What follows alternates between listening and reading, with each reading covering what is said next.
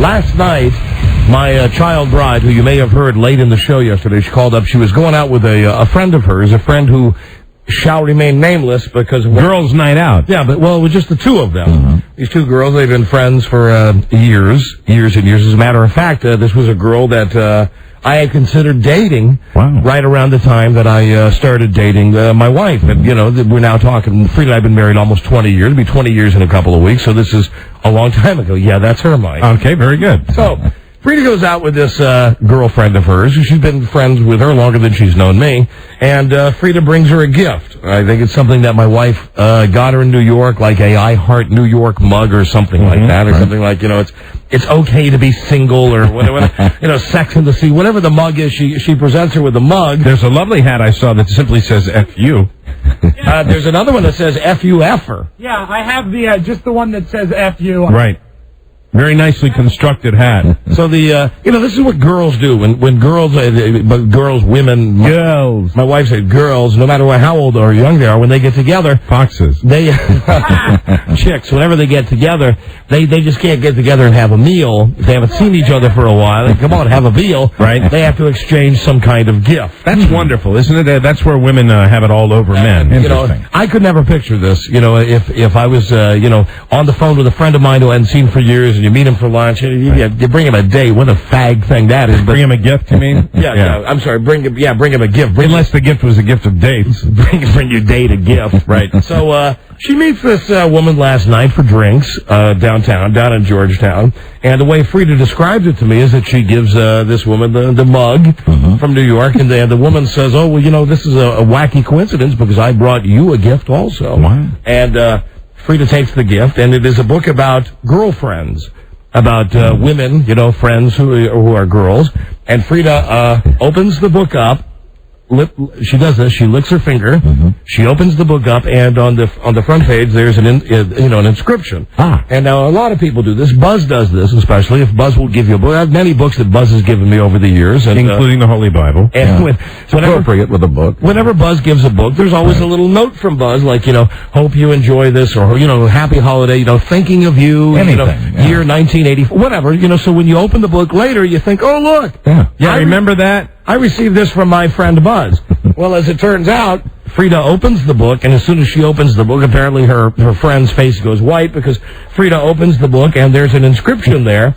But the inscription is to the girl that Frida was having dinner with from someone else. So she was re-gifted. She re-gifted, but she didn't stop to look at the book to think, oh, okay, I'm sure. Anyway, so the gift was so meaningless to your wife's friend that she never even looked at it. She never even opened it. And I'm sure we've all done this. You get something, you go, well, that's great, and you go, generally what I do is if I get a crappy gift, I save it for my family's big Secret Santa. Was it wrapped? Hold on, let me call and find out. That's significant. Probably not. But if it was wrapped, well, it's still embarrassing. Oh yeah, but if it's wrapped, it's more embarrassing. Doubly so, absolutely. But when you originally received the gift from the first person, I'm sure the first person would have you open it up to read the inscription. Wouldn't you remember that?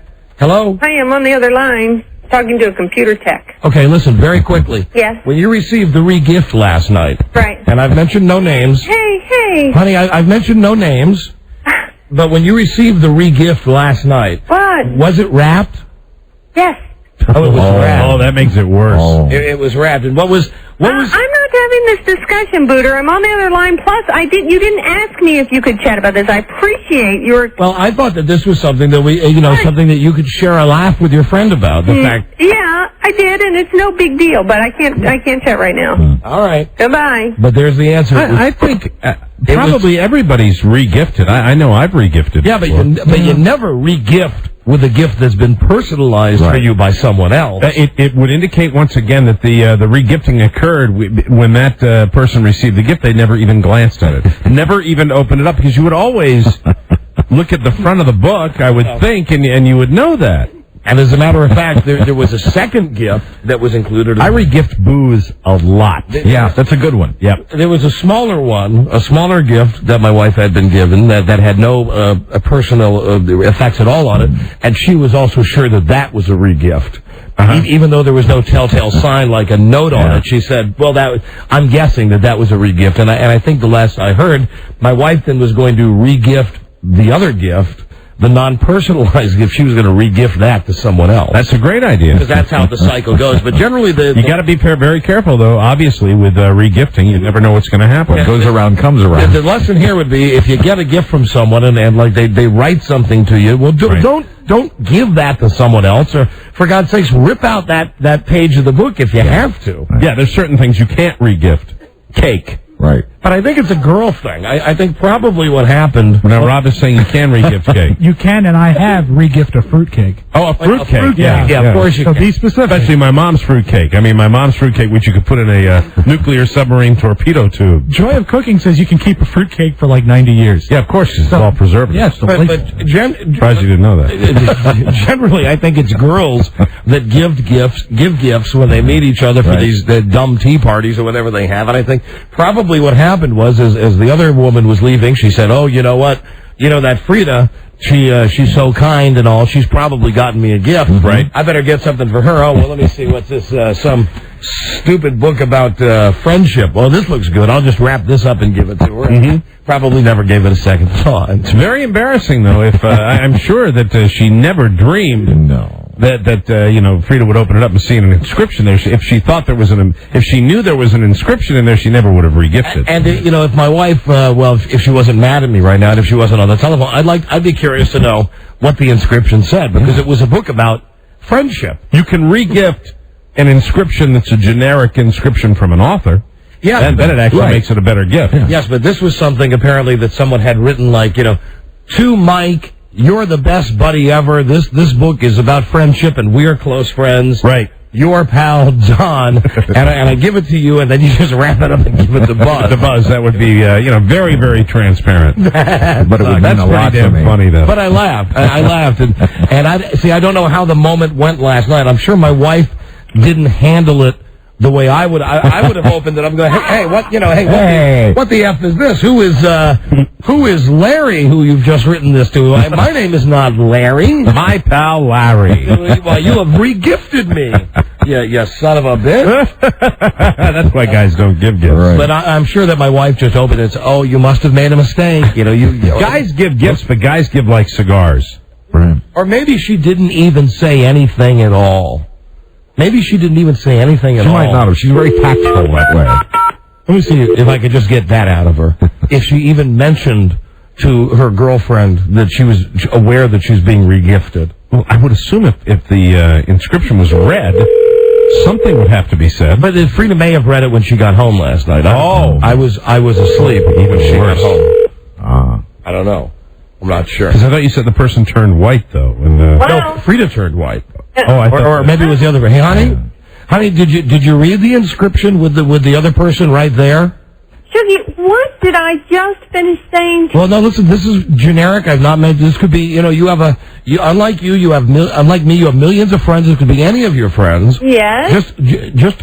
Okay, but don't we have, now I know the answer to this, but let me ask you this. Shouldn't we have, not don't we have, but shouldn't we have some kind of thing that when I'm having, just chatting with you, wifely stuff, that you should say, hey, you know what, that's kind of funny. Do you mind if I chat about that? Generally, if it's something important, I do ask you. Yeah, I don't think this one counts as anything really bad, does it, Frida? Was your friend embarrassed by this? No, because probably a little bit. It was no big deal. We've been friends a long time. It was just a laugh. Well, the white face, that the face turned white. It was your face. It was her face. It was someone. Did you open it up and say, "Oh my God, I'm not Heloise" or whatever the name is that was in there? No, I didn't say, "Oh my God." Or did you say, "Oh"? I said, "How sweet! You wrote something," and the friend she said, "No, I didn't." Oh, she turned white. And the inscription, and I promise the last question I'll ask you about it, was it a highly personal inscription? I didn't read it because she whipped it back out of my hand. She said, "Whoops! Well, never mind." Oh, so she took the gift back. Well, yeah, I think that, well, then then it was like a mistake. Well, no, it wasn't a mistake. She regifted. It's just she got caught regifting. Have you never regifted? Oh, no, I've regifted. I've regifted many times. Well, there you go. But I've never been so dumb as to regift with a present that someone has inscribed to me. She just didn't notice it was written in there, and I just happened to spot it. You know what that says? That's news for the friend who originally gave the gift, that the gift was thought of so little that she never even bothered to open the book. Let me ask Frida a question. When you read the inscription and saw that... I didn't even read it. It got whipped back out of my... Oh, okay, all right. So you didn't even know whether, I just saw that. I said, do you know so-and-so, the person who signed it? And she said, oh, yeah. How many words were in the inscription? It was a hefty paragraph. I mean, it wasn't just a love you. Oh, my God. That's embarrassing. And the book was about friendship, right? Yeah. You're damn funny. All right. So how did you make it through the rest of the night with us, girl? It was fine. We've been friends. How come you just didn't scratch your eyes out? Because I had given her... hardly a present like a mug. I mean, so it wasn't like it was a big, expensive gift. No, but listen, at least you didn't, go up in our cupboard and pull out a mug and wrap it up and give it to her. No. Right? You actually went out and bought a mug, right? Yes. I mean, it was no big deal. It was just a little. It was a laugh. And the other one, you think the other? And I've not mentioned the other gift because I know you're planning on. You know what? Stop. I'm not talking to you right now. All right, honey. All right? All right. Okay. All right, love you. Yeah, love you too. See you later. Bye. Bye-bye. Yeah. Well, anyway, the other gift is a regift, too, which she's going to, I think, give to her mother. I'm pretty sure that's how... Oh, she's going to regift? Yeah, she's going to regift the second gift, the gift that's not the book that was signed to somebody else. Fine. So she didn't really get a chance to really... Well, I think Frida, at this point, she is concerned about her friend's feelings. Of course. She's always concerned about that. I don't think that's what it said, Mike. Okay, I'm just curious. I don't think it might have said, it might have said this, though. We're doing our versions of the inscription. What you'd like for her to have written? Yeah. It would have been No, what we think might have been written. What we think might have been inside the book. Okay. The book about friendship. Oh, telephone. that might have been written. It might have. Hello? I thought I said stop. I have stopped. Yeah, but you didn't stop when I told you to stop. Mike and I are, right now, we are simply writing what we think might have been written in the book. We're just holding it up for each other. Didn't I tell you to stop? And didn't I say to you stop, and then you went on about what I'm going to do with the other gift, which is not even true? Oh, hold on. You told me that. You told me you're going to give it to your mom. I did not say that. Yes. Oh, no. You're going to give it to Judy. I'm sorry. Stop. You know what? Now I'm really mad at you. Oh, don't be really mad. I'm really mad at you. Come on, don't be really mad. No, I am. Come on, honey. Let me ask you this. Just in your future negotiations in life, when someone's really mad at you, if you say, don't be really mad at me, they don't usually say, oh, okay. Oh, but this is not a big deal. Yeah, this is, honey, look at my phones are lighting up here. I got people that want to talk about regifting. This is opening up an entire topic on the show How tonight. many friends do you have? I'm looking at them right now. I count 3. And I don't want to be in your sad position. I want to hang on to my friend. Listen, I'm happy having... Let me ask, since I understand where your wife's coming from here. Is the subject, if we make the subject of regifting, a generic thing without you involved, can we talk about regifting in general? You know what? It was no big deal, and you can talk about regifting. And if he had asked my permission to tell the little story on the air, that would have been fine. But to say I didn't like the second gift, which I thought was very cute. Oh, wait. But hold on. Wait yourself. But you're regifting the second gift. I am not. I was saying that my sister would probably like that, but I'm holding on to it.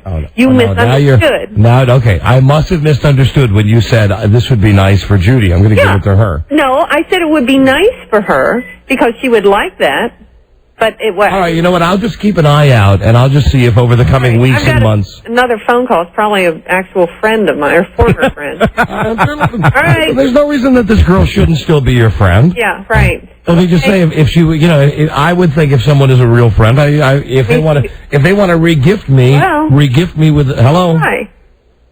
My sister. All right. Which sister is it? My sister Robin. Oh, the other sister. Yeah, the sister. Yes. All right. Okay. Goodbye. See you later. Bye-bye. right, so I got from your wife that the subject of regifting is fine. It's listen, forget what she says. I'll talk about it. It's no big deal. And I mean, frankly, the other girl should... Have you ever regifted anything that you've gotten from any of us here on the show? Never. I never have. Never. I've gotten all the gifts I've gotten from you guys. Like, the only stuff I've regifted that even has anything remotely to do with the show is maybe something from Dennis Murphy. Right. Which I've gotten and immediately, said, what a piece of junk. Let me put this in the Secret Santa thing for everybody at my wife's family's Christmas party. Okay, that's good. Yeah. And regifting, like I said, regifting is okay. Just take the personalized stuff out of it. Yeah. Well, regifting is really a nice thing to do. I mean, gifting is a nice thing to do. If you receive something that you think another person would like more, that's perfectly adequate. That's for a BS. regift. You're regifting just because you don't like the gift. Well, that's of course. If you liked the gift, you would keep it. But you also sometimes you might receive a gift that you think, yeah, it's okay, but the person who would really like it would be so and so. That's never happened with me. I've always. It's never happened with you. Well, the regifts that I regift, you throw them away if you don't like them. Yeah, I either toss them or I put them in a Secret Santa. I never get a crappy gift and go, wow, this is because to me that's an insult to whoever the friend is I'm thinking about. If I use look at this. You know what? Hey. Mike would love this. Well, no, I'll use the example. I mean, I've gotten bottles of scotch from people, very, very nice, expensive bottles of scotch that have been given to me, and I've given them to other people because I don't drink scotch. Oh, okay. Because you don't drink scotch. Yeah, that's the whole thing. But somebody who does like scotch, so you give it to them. Yeah, exactly. Right. And it would be the same for like a brand of golf balls that I got that I don't play, but I know somebody else plays them. I'd give them to that person. Well, you're a better person than me. No, that's not. No, that's how and that's fine. I'm fine with that. You give me a piece of crap, but generally I'm not going to push it off on a friend of mine and throw it away, or take it back to the store. And you did that. Well, after you did. Okay, all right. You made a goddamn Pulitzer Prize-winning play out of it. Touche. All right, Slam Man. You're right. I forgot about the Slam Man. Yeah. But that was with that was with your approval. You said if you really don't like it, take it back to Sharper Image. I was being extraordinary. Well, it didn't bother me. It did. I really did. If you didn't want it, take it back. It ended up being very amusing, and then I probably set the land speed record for when you gave me the golf sandals. Yes, the golf shoes. Golf sandals came across the console, and they came back across the console inside of 10 minutes. I saw that. Right. So it's happened on both sides here. This is true. Hello, Don and Mike Show. You really got a minute? You'll be sleeping alone tonight. No, I'm not. The woman loves me. She will. The woman loves me. Don't worry about it. I'm not. Okay, thank you. Leon Redbone calling. Bye-bye. Hello there, Don and Mike Show. Yeah, Don. Yeah, and Mike. Hi. Yeah, hey, I got a regifting story for you. Yeah. For my wedding, we opened up a box that was from a cousin of my wife, and it was a phone answering machine box. And we thought, oh, great, a phone answering machine. We opened it up, and those cheap Oneida bowls, that have like fruit, fruit bowl. I opened it up and looked inside, and there's this cheap Oneida bowl. So we pulled it out, and it's got a freaking dent in it. No, wait a minute, hold on. So not only do you get the wrong box, it's got a dent in it. It wasn't the right box, and it was a cheap gift to begin with, and it had a dent in it. Well, now, here's something I have done. When you really care. Here's the thing I have done, I'll tell you, and I'm sure everybody else has done this, too. I'll buy a gift for someone at Walmart or Target or something like that. Something that you really couldn't tell the value on. And what I'll do is I'll go through my wife's crap, and I'll find Nordstrom box? Yeah, a nice box, and I'll put it in the Nordstrom box. Sure. I do that all the time. I think everybody does. A generic department store box is okay. But, putting a box with a product on it, that's cruel. Hello, yeah. If you give someone a box that says answering machine, you're giving them busted dishes. Yeah. That's bad. And a broken heart. Hello, Don and Mike. It's better to be regifted than not to be gifted at all. I completely agree with that gentleman. Good. Here's a regifting story. I was living in Los Angeles in one of those periods where there was 8 Christmas parties in 10 days. And I gave somebody one of those little personal organizers. Yeah. And I got re-gifted with it a week later. I knew it was the exact same thing because of the way the price tag was torn off of it. And we tracked it back, and it had been re-gifted 4 times. And one of the people, ironically, was the I didn't know from the person who regifted it to me, and I didn't know the person who regifted it too. So there was a stranger in the mix who had regifted at one point. It was the ultimate regifting. I tell you, that's a bad gift then. If it goes from you to someone else, to someone else, back to you again. Well, a gift like that has to be such a bad gift that it probably never even comes out of the plastic. You know what I mean? You never move past, put that away, we'll give that to somebody else. Hello, Don and Mike show. Don and Mike. Yeah. Hey, this is Jose from Wichita. Hi, Jose. When you guys came down and had this show here, what'd you guys do with my George Burns cigars? George Burns cigars? You threw them away? Yeah, I did. I came up to the stage. Yeah, and you handed them to me, right? Yeah. Yeah, I put them back on a table while we were on stage, and then I left the place, and they're probably still there. Oh man, we don't keep stuff that we get handed on stage. Usually, it just doesn't work that way. Often poisoned. That'll save people a lot of effort. Okay, I'll remember that next time. Thank you. You'll probably find this shocking, but some people would like to put bleach or perhaps some other dangerous chemical in an item they give us to ingest. Hey, the cigar tastes like root beer. Yeah, Mike, you're mistaken. Actually, you gave those to me for Christmas last year. Ah, yes. Okay. Sorry, Rob. Don and Mike show. Hey, guys. Hey. Hey, Mike, remember the generator you gave Don? He regifted that to his mother-in-law. That hurt me more than any other gift I've ever given you. I didn't re-gift it to her like I gave it to her and said, hey, Merry Christmas or Happy New Year. I just said... Here. She should have. It was a great generator. No, but it was a gift that kick-ass generator. It was a gift that I got, and I said to her, I'll never use this. You're old. Old people like generators. Take this generator.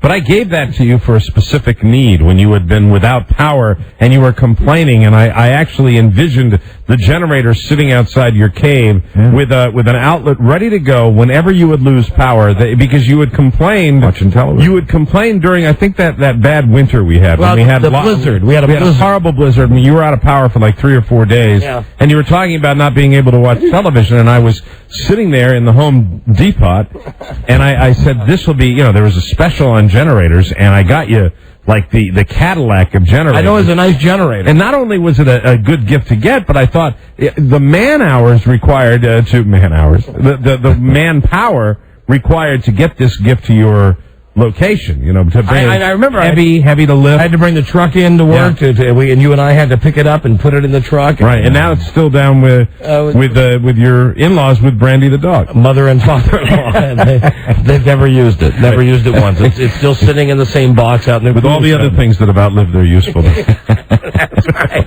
The dog, the generator. Was Brandy regifted? I mean, you could originally get Brandy for Bart, and then he regifted it. Hello, Don and Mike show. When I got married, my mother-in-law gave us an orange juicer with pulp. Okay, that's bad. That might be a winner right there. And my following birthday, she got me a shirt that didn't fit me, and I took it back to the store and got my $1.50 back. Damn. All right, thank you, my friend. Okay. Thank you. A juicer with pulp. Yuck. We got a break. We'll be right back. This is the Don and Mike Show. And I got one more question. I'm a student of print journalism, and I just wanted to know, what advice do you have for young people coming up into the field? Like, a lot of professors are telling us how hard it is to get into the field at first. I'd just like to know, since you're in the field, do you have any advice on that? For instance, experience, is that important? Sure. Is that probably the most important element? Well, it's way up there. It's way up there. Anything else? Anything you do? Pressure under fire. Done this before. I don't want it to be his first surgery. Okay. Applied himself well. These are things I'd have confidence in a young MD. Okay. I'm talking about journalism field. I'm lost. What do you mean? The journalism, like, I'm a student of journalism at a college, and I was just wondering the most important aspect of getting into journalism, not the medical field. I think you're exhausted from 30 nights. I am exhausted from 30 nights. No person, even those of us who are superhuman, those of us with Herculean appetites for the diverse and the bizarre, even those of us who have shown an aptitude to to fight the good fight and stay the good long battle. Even those of us can get tired. And your boy is tired after 30 consecutive nights. I have a half hour to go, and I'm going to do that half hour because I'm a pro. That's what pros do. I'm a professional. Look it up in the book. Okay. That's what we do. We're pros. We're never rude. We don't cop out. We don't tell you that we're ill or that we're looking for the farmhouse in the middle of the desert or that we're parched. We don't tell you that maybe the check didn't come through this month, and where the hell does it go anyway if you're a guy who's left 16 forwarding addresses. Okay. So what do you do? What is the answer? Yeah, you're a little perturbed now. Kind of worried about the club. The club? Don't worry about the club. Worry about maybe Jack. You might worry. Nah, don't worry. Okay, just cool it. Life is a breeze. Of course, some breezes, as you know, are 110 miles an hour and get promoted up to hurricanes. I passed that along. Speaking of pass it along, we're going to pass it along now to the newsroom, the Mutual Newsroom, high atop the overlooking beautiful downtown studios of Washington, Virginia, Washington, D.C.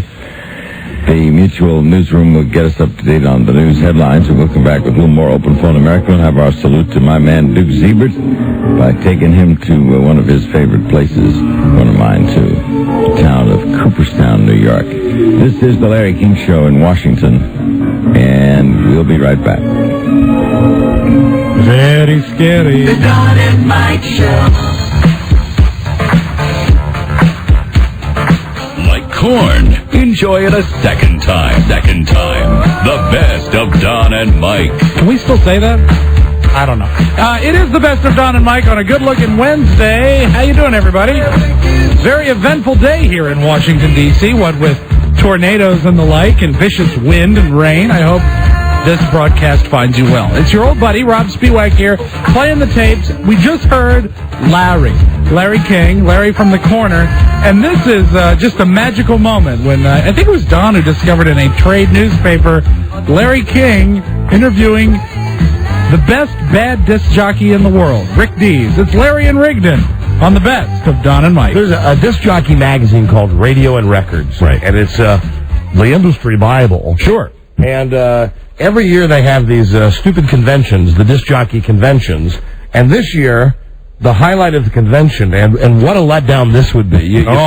You pay your thousands of dollars to fly to Los Angeles. You stay in a big hotel. You have to hang around with radio people. You get your stupid name tag. You get put into these the giant cattle cars that take you where you get allegedly free drinks when actually it's like the kind you get on a cruise ship where they take a top of a NyQuil bottle and they put just like a drop of rum in it and they go, that's your free drink. Drop of watered down rum. And then after all of that they go, now congratulations, you're at the R&R Radio and Records Convention. Now you get the highlight entertainment, and the curtains part, and sitting up on stage is Larry King interviewing Rick Dees. Rigdon Dees. You know what we really need? I guess we need copies of this. Yeah, because you were going to play the part of Rigdon, and I was going to play the part of Larry. This is not prepared comedy. We're just going to really read to you the actual interview. It's at least the part with Rick Dees. Right. His answers are so jive. I don't know if all of you know who this guy. You probably know he has like a weekend Casey Kasem type show. Didn't they try him on the mornings here in Washington, D.C.? On Z104, yeah. And he's no longer there. No. That lasted, what, a month? 6 weeks maybe. Yeah. Failed experiment, but he's one of these guys. Something we predicted. We should really get credit for that. We predicted he wouldn't last. He talks like this, like there's always something happening. Very jive. Rick Dees, have you ever wondered what the favorite sandwich is of Lance Bass of NSYNC? That answer after this on Kiss. And then he'll come back and go, the answer is not bologna, not ham and cheese, PB&J. and for Rick Dees, that's like a bit. And he's got all the sound effects and the people going, ooh. Wow. What was the question? Would you? What was that? Do you remember that? What was that question? Was it something about Madonna? It was, if you could, would you trade places with Madonna? Would you? Would you? That's his big phone topic. And then, all the idiots call him up. And, okay, you got it, Robbie? Man. Beautiful. So anyway, here's what this says. Now, this is big stuff in the industry newspaper. Yeah, big names. Where it says a conversation between legendary icons. One legend interviews another. Listen to this crap. Larry King is as smooth as silk. No notes, no liner cards. And listening to him perform is like putting on that favorite pair of Levi's. He provides the ultimate comfort for viewers and guests alike. It only takes a moment to see how professional Dees is and why he commands such respect from his peers. Okay, that was right. God. We're among Rick Dees' peers. I worked at Kiss FM in Los Angeles when Rick Dees worked there. We all the rest of us, we thought he was the biggest pompous a-hole in the world. Johnny Jive. Because when you would see him, you couldn't refer to him as Rick Dees or call him Rick.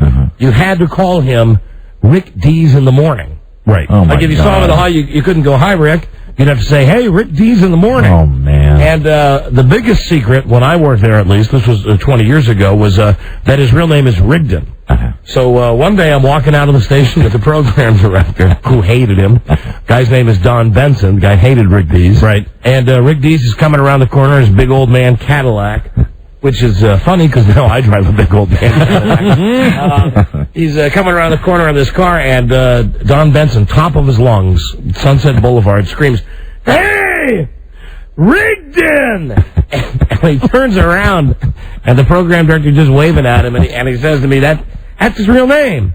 You should call him that whenever you see him that. Call him Rigdon. Rigdon Dees. So anyway, here we go. Those of you who were unable to attend this year's convention missed a magical hour, topped by an incredible performance by Virgin recording artist Nikki Costa. How often do you see programmers give a new artist a standing ovation? All in all, everything clicked. Here's an inside look at the action between King and Dees. Now, we're just going to read this to you as written.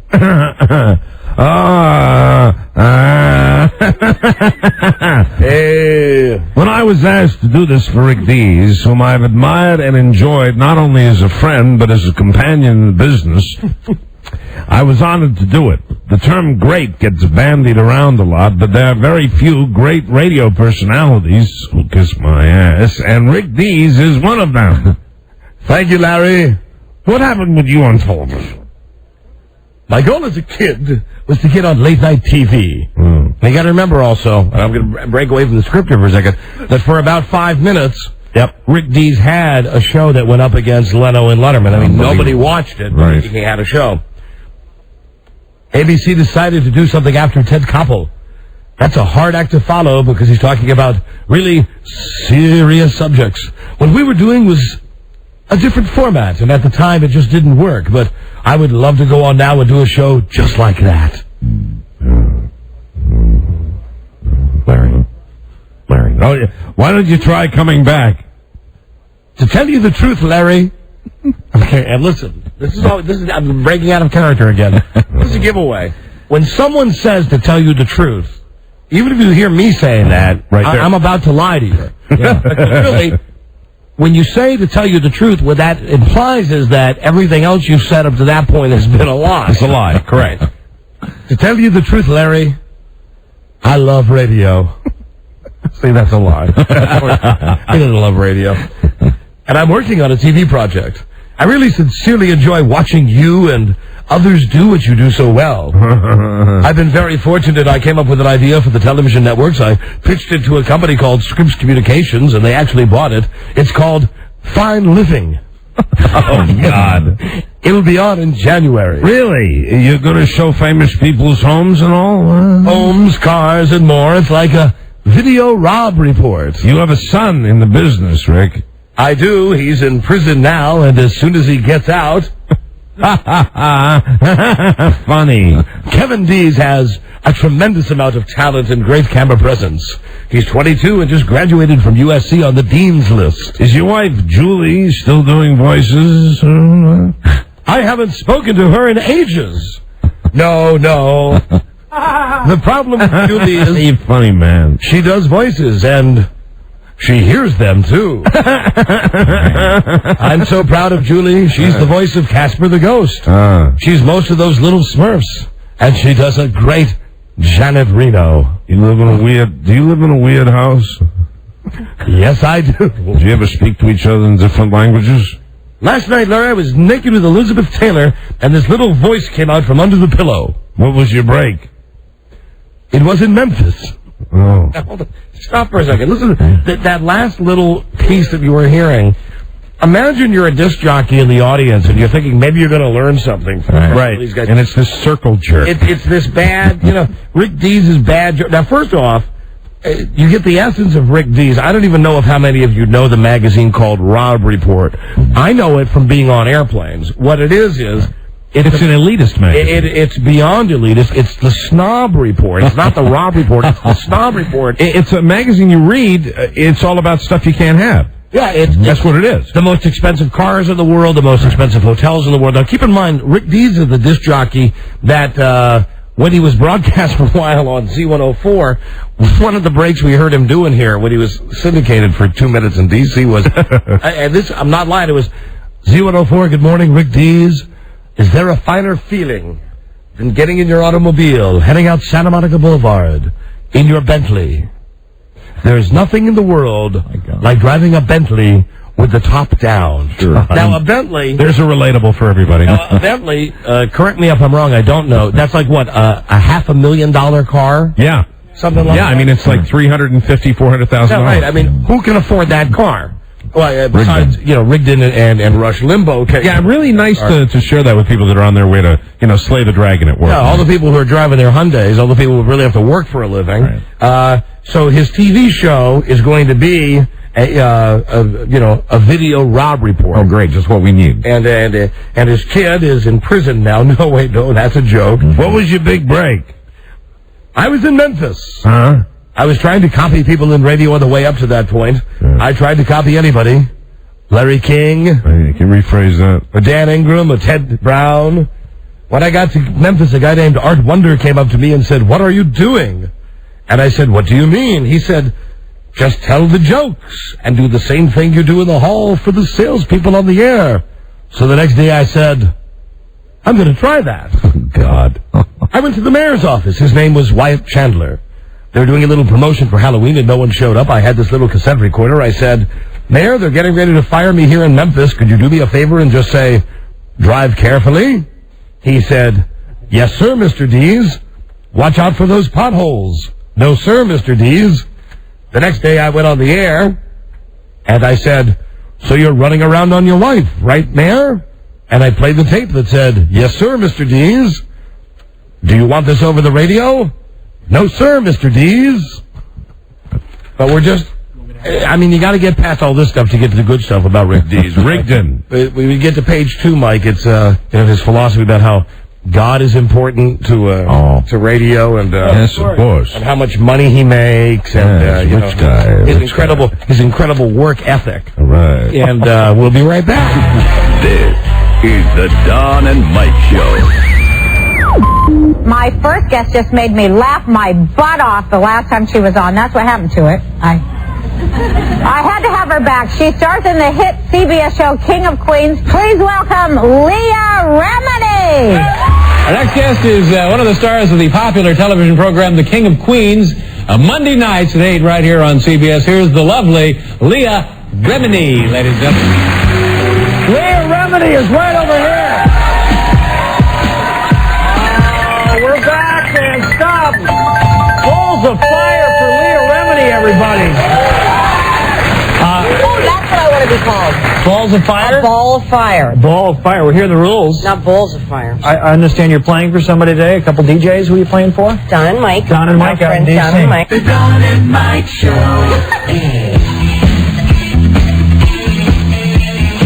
Stay tuned for an outstanding entertainment program, The Best of Don and Mike. Thanks, Keith. It is the Best of Don and Mike, and we now embark on a 2-segment adventure today on the Best of Don and Mike.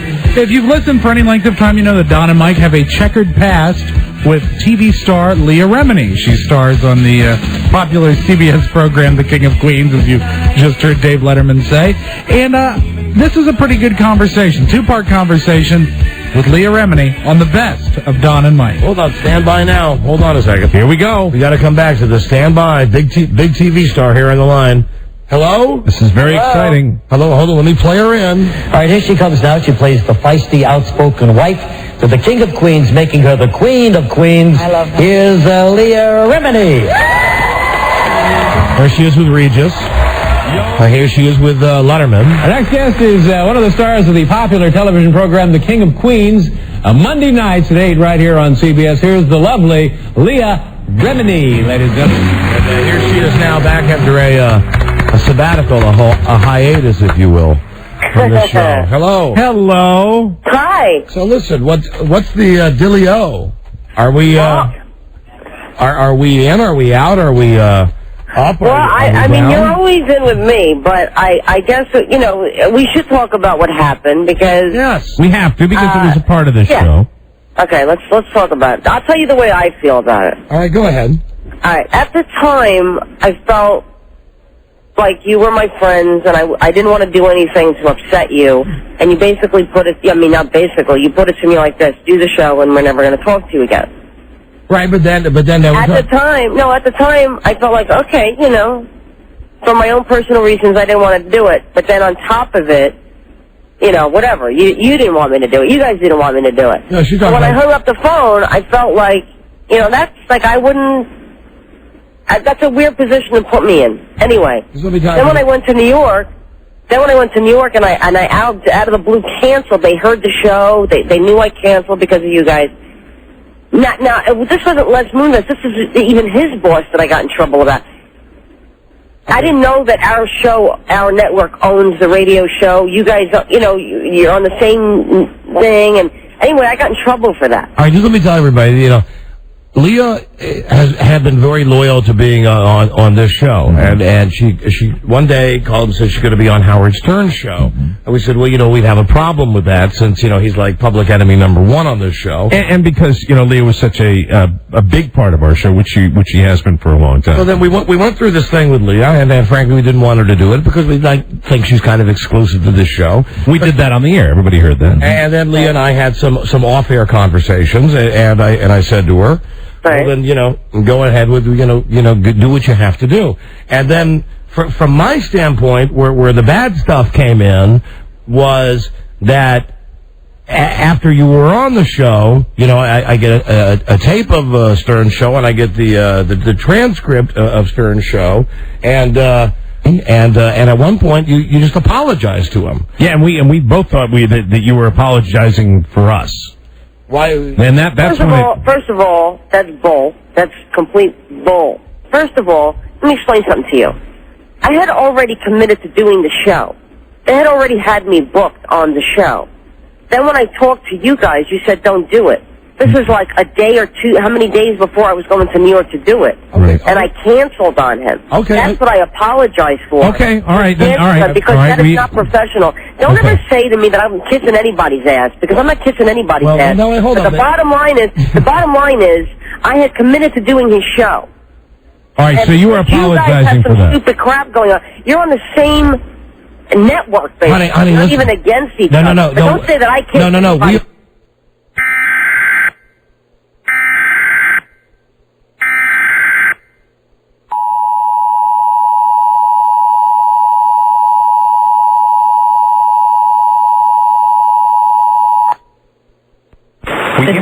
We interrupt this program to activate the emergency alert system for the Washington, D.C. metropolitan operational area because of a local weather emergency. The National Weather Service has issued a tornado warning for Stafford County in Northern Virginia until 5 o'clock this afternoon.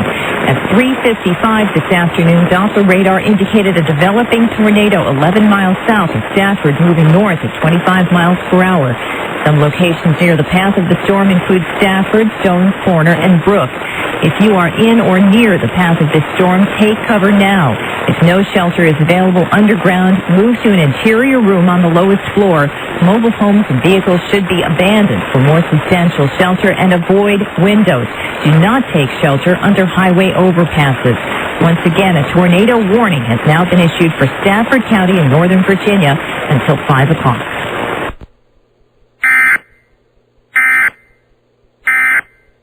I was an unknown actress or unknown talent that started on your show. Right. I am an actress. I'm on a television show. When we first started talking, I was already on the show. The show was already picked up. The show was going. So to act like I came on your show and I was your baby, and then I went off and went to Howard Stern, and now I'm Howard Stern's person is untrue, and the way you're positioning it is to your benefit. Well, that's what this is. To make me look like an Well, no. If that's what the purpose of this conversation is about. I don't think you can say a-hole anymore. I think they just deleted you out on that. And we're not trying to make you look like an a-hole. And I'm not here to debate. But I just want to say, when you came in, you said, I apologize for canceling. Right. That's fine. When we heard it, we interpreted it. But no, on the air, it wasn't said, I apologize for canceling. It was just, I'm sorry. So that we interpreted it the way we did, and if you're saying that that's what you meant, since obviously it's not what I meant. I mean, how long have I known you two? But if you're going to turn around and interpret the way I deal with people. Can I say something? Hold on, before this, because I see where this is going, and I'm going to say something right now. When we heard that. How good of friends are you to me? Wait a minute, I want to assume I'm kissing somebody's ass. Hold on. Kissing Howard Stern's ass. The issue was when Don said, have fun, go ahead, you got to do what you got to do, which is true, and that was said off the air. Go ahead, you got to do what you do. Then when we heard the show, it was just. It made us feel bad because we've had you on for a long time. We know that you do what you do and that you've established yourself. It just felt bad because of the reasons we probably didn't want you to do it. How selfish are you two? Hold on. No. Hey, wait. That you would jump and think, Leah's an a-hole, and look what she's... You got to stop saying a-hole. They're going to delete you out. No, as opposed to, wow, Leah's taken us to places, Leah's let us in her home. Leah would do anything for us. Leah would put us on the phone with anybody. Leah would talk to us anytime. And Leah would put us on the phone at David Letterman. I would do anything for it. Show me another actor or actress who's been on your show who's done as much for you as I have, or let you into their lives as much as I have. For you to turn around. Hold on. And put these, slow down. restrictions on me. Slow down. To act like I'm some kind of punk. Slow down. It's ridiculous to me. It shows me what you two really think of me. No. You know what? Let me just say to you, you don't know what we think of you, and it's a two-way street. Yes, you're a big television star, and you're a big television star. No, you did. You were a TV star before you met us. You said that, and that's great. I never said I was a big television star. That's what you just said. I said I was on a show before I met you. You were on a show before you met us. If I was a comic and you gave me my shot on your show, and then I turned around and went to other radio stations after I started getting big and I didn't have time for you, that's a different story. Listen, that was my point. Not that I'm a big television star. Okay. Don't try to again make me look like I'm saying I'm a big star. If you keep, Leah, we are operating under a different set of circumstances now. If you keep saying ASS and the rest of that word, they keep deleting you out and people can't hear what you're saying. Well, they know I'm saying it, so they can figure it out. Well, the more you say that, the more you're going to get dumped. And it's not like just the word gets dumped. The whole 10 seconds worth gets dumped. All right, go ahead. All right, now there is no doubt that you are a TV star. You had a show before you met us. I would say the other side is, name me another radio show that put you on it, and I'm not doubting all the nice, great things you've done for us. Mm-hmm. But tell me another radio show that had you on as much and promoted your TV show as much as we tried to and tried to help promote. And you can think... I'm not close to them, Don. If you want me to, I could very easily make relationships with other radio stations. I haven't. I go on once, thank you, bye. That's it. Okay, but if you think... I've had other offers to repeatedly go on other shows? The issue with this particular show, and the reason this whole thing started, was the sensitivity between the two shows. And for as long as we have been doing this radio show, we get that other show mentioned to us all the time. It happens all the time. And it's is it a sore point? Of course it's a sore point. This is the last point I want to make. It works both ways with the radio shows. Obviously, if the Howard Stern show was so secure, and we admit we're not secure. We're not secure, not one little bit. But if he was so secure and so scary on top of the world, what would he care? But the point is... Yeah, I think really, when we're going back and forth on this, it should be mentioned that when the show was canceled, when you canceled, that there was, there was an S storm, and it wasn't caused by us. And it was caused by Howard Stern and his people because they said, hey, she's on the Don and Mike show, and now she's not coming on this show because she's on the Don and Mike show. So he's as bad and as petty as we are. No, because they heard it. Somebody heard it and honey. him. Yeah, right. Because they... This came from his producer. Leah, I swear to God, this came from that show. This came from that show. I mean, that's the way it works. I mean, I mentioned before that we do this all the time. It happens. It's much more severe than when you get a Leno and a Letterman situation. It's much more petty than that, and it's much more hardball than that. It really is. And it's petty on both sides. It's petty on both sides. We admit that. I mean, we admit we're the pettiest guys in radio. And don't for a second think that we don't appreciate what you've done for us, and we do. But and the thing that's hypocritical about it is that we've had guests want to come on this show, and we've been told, no, they can't come on your show because they've been on Howard Stern's show. Right. That Howard Stern is protective of the guests who have been on his show. Mm-hmm. So, I mean, it was when the whole thing blew up, it just got, it got to a point where we felt like, the stepchildren again. We really did. And it was, and we are sensitive to that. And what, and we reacted to that. That's the way it goes. But we take a lot of pride in what we do here, just like you do. Right. So, but we're still at the point where you're not really taking responsibility for the position that you put me in. No. Hold on. You still feel justified the position in the way you... Hold on, Leah. The position that we put you in was a position that off the radio, when I said to you, just for me to off the radio, do what you have to do. If you have to go on that show, go on the show. And I came on the radio the next day, and I said that. I talked to Leo off the radio. It wasn't that I have to do anything. I don't have to do anything. But the fact is, it's rude. It was just rude for me to do that, especially on the air. Rude for you to do what? To do what? To say that I was going to go and then turn around and say, no, I'm not going to go. Well, I mean, that's not the right thing. Well, are you talking about? Thing to do. Are you talking about the initial conversation when we said we didn't want you to go on the show? No, you already knew I was going on. Remember, you called me and you said, we're very upset. What is the rude part? What is the rude part? I'm not sure I'm getting it. I think she's saying the rude part is she had agreed to be on that show. Then we said, don't go on the show. Right. But then, even if you think it was rude that you canceled, then in a behind-the-scenes real moment, not radio moment, I said to you, if you got to do it, go ahead and do it. And it's not that you have to do anything. It's that, if your boss... I mean, the truth of the matter is that it would be, we deal with it. It would be fine. If your boss is... But you didn't say it would be fine. On the air, you said I would never talk to you again. That's what you said on the air. What are you talking... When? After you went on the show? No, when I talked to you, and I said, I don't know what to do, you guys said, well, I said, so put it this way, if I do the show, you're not going to talk to me, and you both said no. But then after that, off the air, in real life, I remember talking to you, you were on your cell phone in New York, and I said, if you have to do it, then do it. We don't want you to get in trouble with CBS because of us. Right. And I came on the air the next day and I said that. So that was the reality of the situation. Mm-hmm. I mean, don't you think?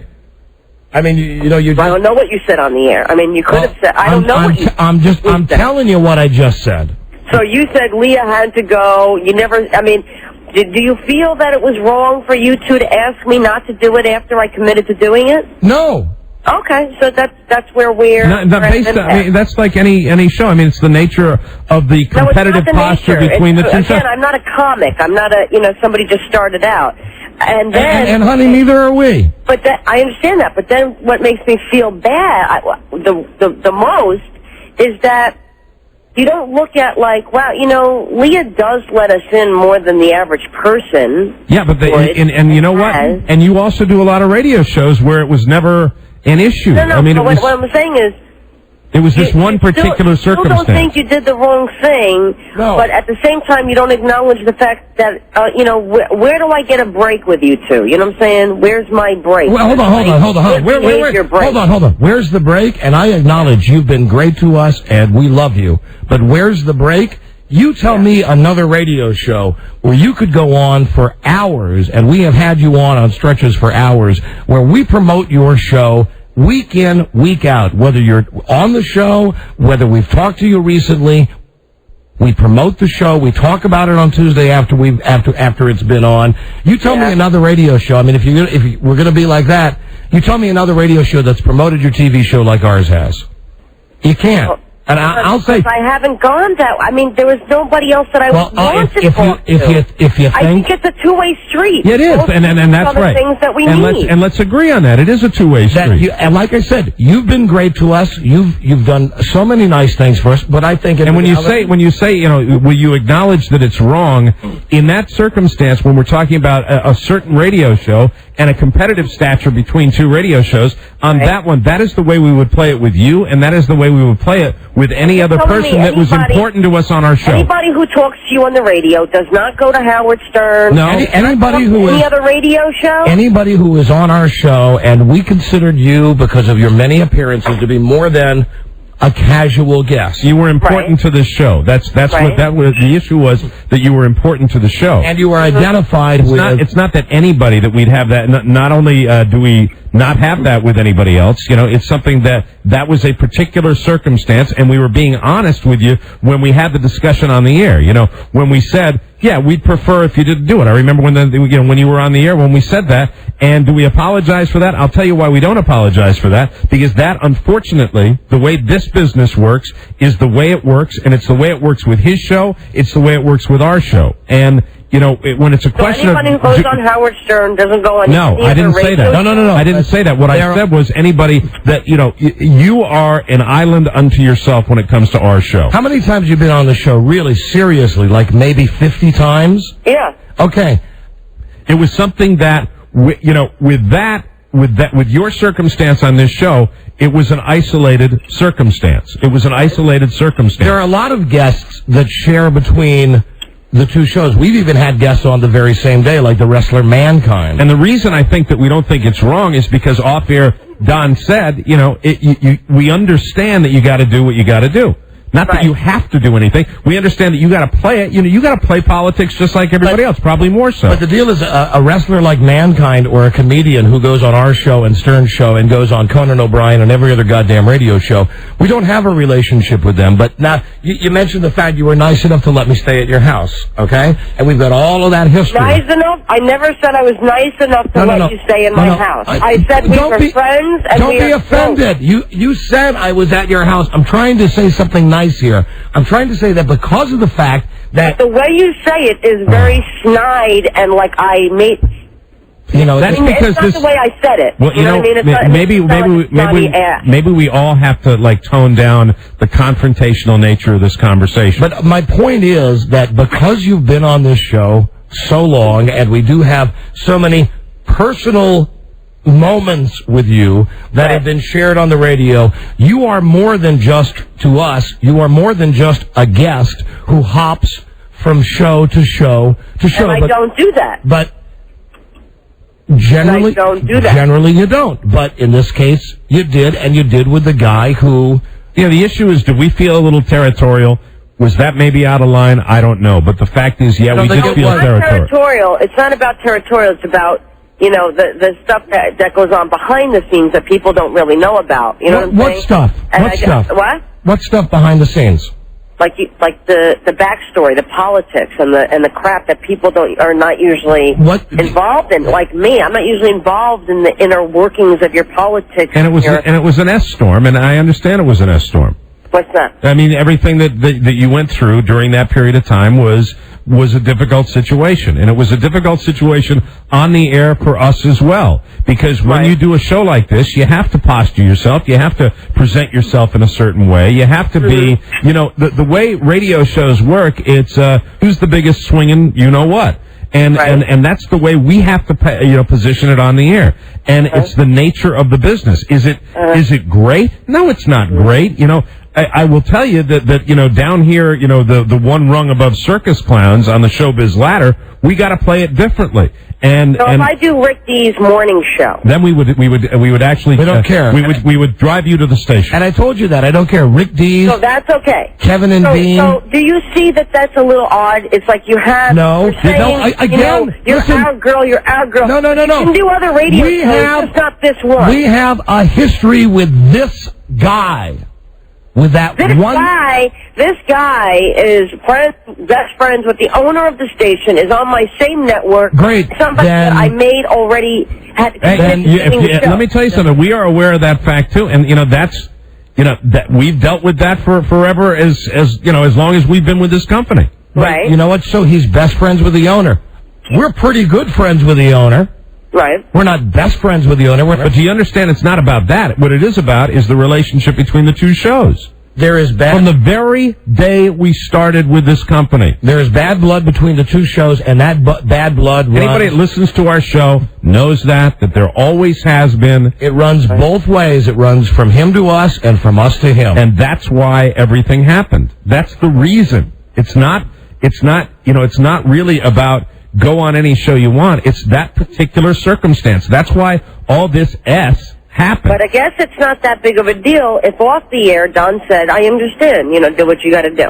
And then, you know something? Then we all heard the show. Then you turned around and said, I kissed his ass. Well, you know what happened? Let me tell you what happened with that. It sounded that way. We got about 50 phone calls that day. Yeah. And every single one of them was making this thing, you know, as big as they can make it. Oh, she's that guy's best friend right now. We dealt with that for a whole day after you were on that show. And it was a bad situation for us. Best friend. I mean, listen. I'm telling you what listeners called us with the following day. That's what I'm kissing your ass. If you said I did a great job, then you get 50 calls that said Leah did a great job. You know, there's people who are followers, and there's people who think for themselves. I know you're talking about there's people out there who think, you know what, Leah is working. You know, Leah's not having lunch at breakfast with Howard Stern or calling Howard Stern every day. Leah had to do a job. Leah did it. She loves you. You know, there's people who know the difference. I heard a love you. I heard a love you in there. What? I heard Leah loves you in there. But you should know the difference. You don't love us anymore, do you? Well, I don't think you know the difference between the way I treat you and the way I would treat a Howard Stern or the way I would treat a Rick Dees. And I have nothing against them, but I would never continually call these people or have them call me or have breakfast or lunch or dinner with them. I do a radio show. It's over. Bye. See you later. Okay. They all know that Don and Mike are my guys. That I love you guys. You could do anything you wanted to. If you want to stay in my house, you want to be on the show, you want to hang out with me, I don't care. Okay, but Howard Stern, not the same story. Rick Dees, not the same story. Okay, so it hurts me that you two don't know the difference. But what hurts me is that you don't know the difference. That of all the disc jockeys you just mentioned, Howard Stern is the one guy who we hate. He's the one guy who, for the last 15 years, spends all of his spare time saying that we wouldn't have careers if it wasn't for him. And that Who cares? Well, who cares? You have careers. Leah, listen, it's not the same. You don't have actresses running around, saying, the girl from Everybody Loves Raymond doesn't run around and say, well, Leah Remini wouldn't have a job if I wasn't Raymond's wife first. I mean, day in, day out, it really, it's different. It is different, and it sucks. And it sucks. I wish I was in, I understand this point. I understand this one point that you're saying. I don't have the backstory. When I made the initial, when I said okay in the beginning, I didn't have all the backstory that you're giving me now in bits and pieces. I know you didn't like him. I know there was some weird things going on. But I didn't know, and I still don't know, all the backstory. If Patricia Heaton was saying things like that to me, about me publicly, that people knew about, what? You'd kick her ass. I would kick her ass, and I wouldn't want you talking to her. That is the truth. Okay, but and then that's... If she was talking publicly about me. That is I don't know the backstory 100%. Okay, well, I don't know what is radio and what you tell a show and what is serious. Okay, I'm telling you. What comes out of the radio is all we can go by. what comes out of the radio. I don't care if you like us or you don't like us. We're pretty honest. I mean, we're doing No, a show. wait a minute. Did you get my point there? Yeah, I got your point. I got your point. What she's saying, and I think that we have reached, I hope, a consensus that you, hopefully, I understand your situation from what you've said, and I know that you were upset. I hope now at least you understand, especially when you were saying before, you don't find anything wrong with that now you understand where we're coming from on that particular circumstances. Right, but do you understand that when I made the initial confirmation that I didn't know Absolutely. the seriousness? Yes. Oh, absolutely. Yeah. Don, you understand that? Yes, I do, 100%. Okay, so then when I canceled, after talking about it on the air, do you think that was appropriate? For you to cancel? Sure. Yeah. Sure. Mike? Sure I do. Yeah, of course. Okay, I don't think it's appropriate to cancel after the fact. Okay, listen, You mean cancel after you're booked? Yes.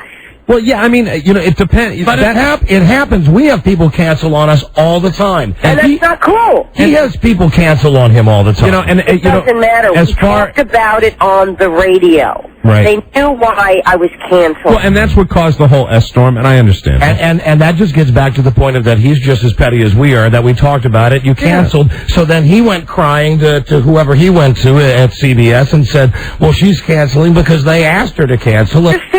I understand that. But in the end, you will always win. You will always be my favorite. And I hope that's the same with you guys. Well, really, I did something at the time that I felt was the right professional thing to do.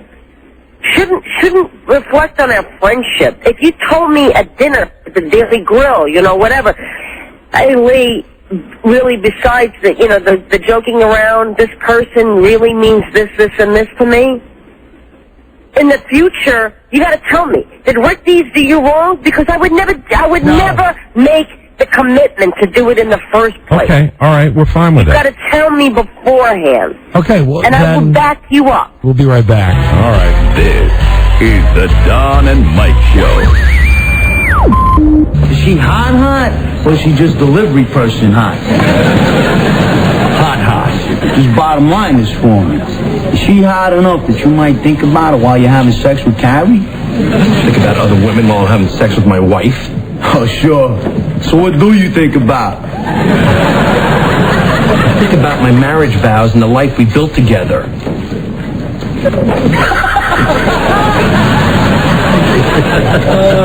Funny stuff. The Don and Mike Show. Vintage goodness. It's the best of Don and Mike. It is the best of Don and Mike with your old buddy Rob Spiewak here playing the tapes, and we're in the middle of a real spirited discussion. Is that what I can call it? Yeah. A spirited discussion with television star Leah Remini, and let's get right back to it. I enjoy stuff like this. Makes me uncomfortable. Makes me feel all oogie inside. It's Leah Remini on the best of Don and Mike. It is nice having you on the show, and you have been on the show a lot. And we do have this business relationship, but just so you know, it is not lost on us what the relationship we've had with you, above and beyond and what you've done. As evidenced by the fact that how special we feel about you. Yeah, really. I mean, going out. Believe me, I know what you've done for me for the show. No, not even what we've done. I'm talking about how special we think you are. I mean, the biggest disappointment in all of this crap, if this relationship was not salvageable for me, really, and I know I speak for everybody that's had contact with you on the show, is not that you wouldn't be on the show anymore. It's not that we wouldn't go out to California and do a cameo or a little extra role on The King of Queens. The fact is that, you are a genuinely fun person to hang out with. You're a good person, and you've been, I think, I've always felt you've done a lot of this out of friendship. Yeah, you are a great friend. And that's what sucked out of all this. Well, you're a great friend, and we hope that you consider us still to be good friends to you. I do. Really, we do. I mean, we fight, we go through our things, but I never want you to think that I'm a kiss ass or that I'm loyal to you, because that's the worst thing to me.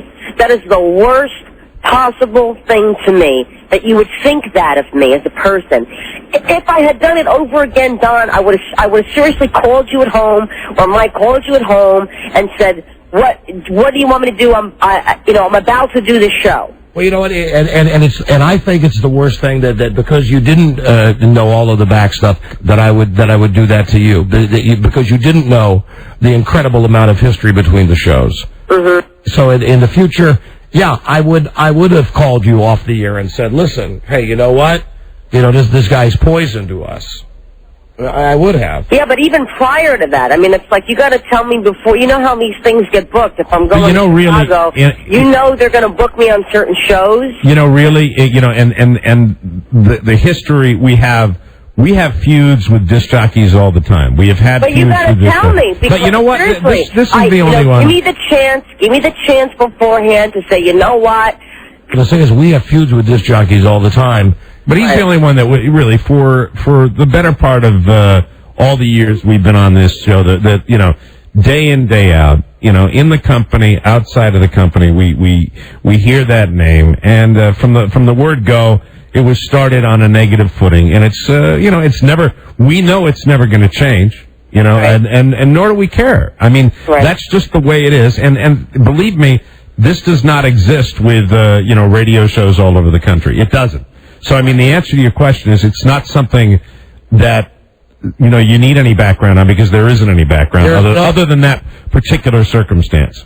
Basically, what you're saying to me is the one shot I had to show my loyalty to you, I shot. No, but because you didn't, and I'll take responsibility for this, because you didn't know all of the background, so we should just let that go. And you made a decision, and then once the gates of hell opened up on that particular thing, you did what you had to do. It was nothing. It was not anything where, it just. I'm glad that it's passed. I'm glad that it's over. But that hopefully all the circumstances have been explained now. Really, I hope they have.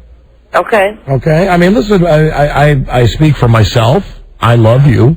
Right. I know Frida is very fond of you. She doesn't love you like I love you. Frida won't like that you've said you love her. But I love Leah as I love Leah, But I love you both as well. Non-sexual. I love you. I love you. I love you. I love you. But it's really beyond we will tell you right now, it is, and for people that are listening that are saying, hey, what are you going on and on about this? The fact of the matter is, it is a little bit, I think the reason you've been on and stayed as long as you have so many times is because it's a little beyond the radio. It's really, there's an extra spring in our step when we have you on the show. It's a lot of fun to talk to you.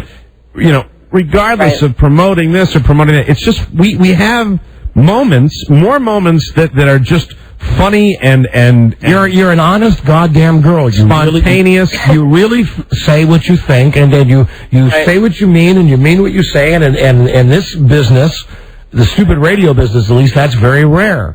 Right. And, pardon us for being territorial. Believe me, I love our relationship, but I just don't want you to think that I do anything intentional because I'm kissing somebody's ass. No. Well, then I take that back, and can we then now be friends again? Yes, and I apologize. And I apologize. To you, we apologize. I apologize to you also. I didn't kiss Howard's ass. I apologize. The both of your asses. Buzz, would you like to apologize? I missed you tremendously. I'd like to apologize. I really love you guys. And we miss you. Leah, I'm serious. Leah, Buzz would like to apologize. I'd like to apologize, too. He has no reason to. I'm sure there's something. Leah, you know what? He said the meanest stuff of all. Yeah, Buzz was horrible. They're doing it to me again. No, I didn't, Leah. They're framing me. Buzz said the worst stuff about you. Never. I would never do that. I want to know, did anybody defend me when you had 50 callers calling and bashing me? Christ, there were really Charlie, anybody. No, not on the show. No. But I will tell you that there were people that called up that said, hey, it wasn't like that at all. I listened to the show. Really? Yes. Well, that's nice. All right. Well, it's the truth.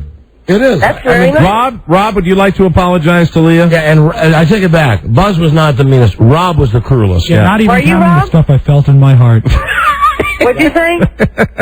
Rob, speak to the woman. Leah, I'm very sorry.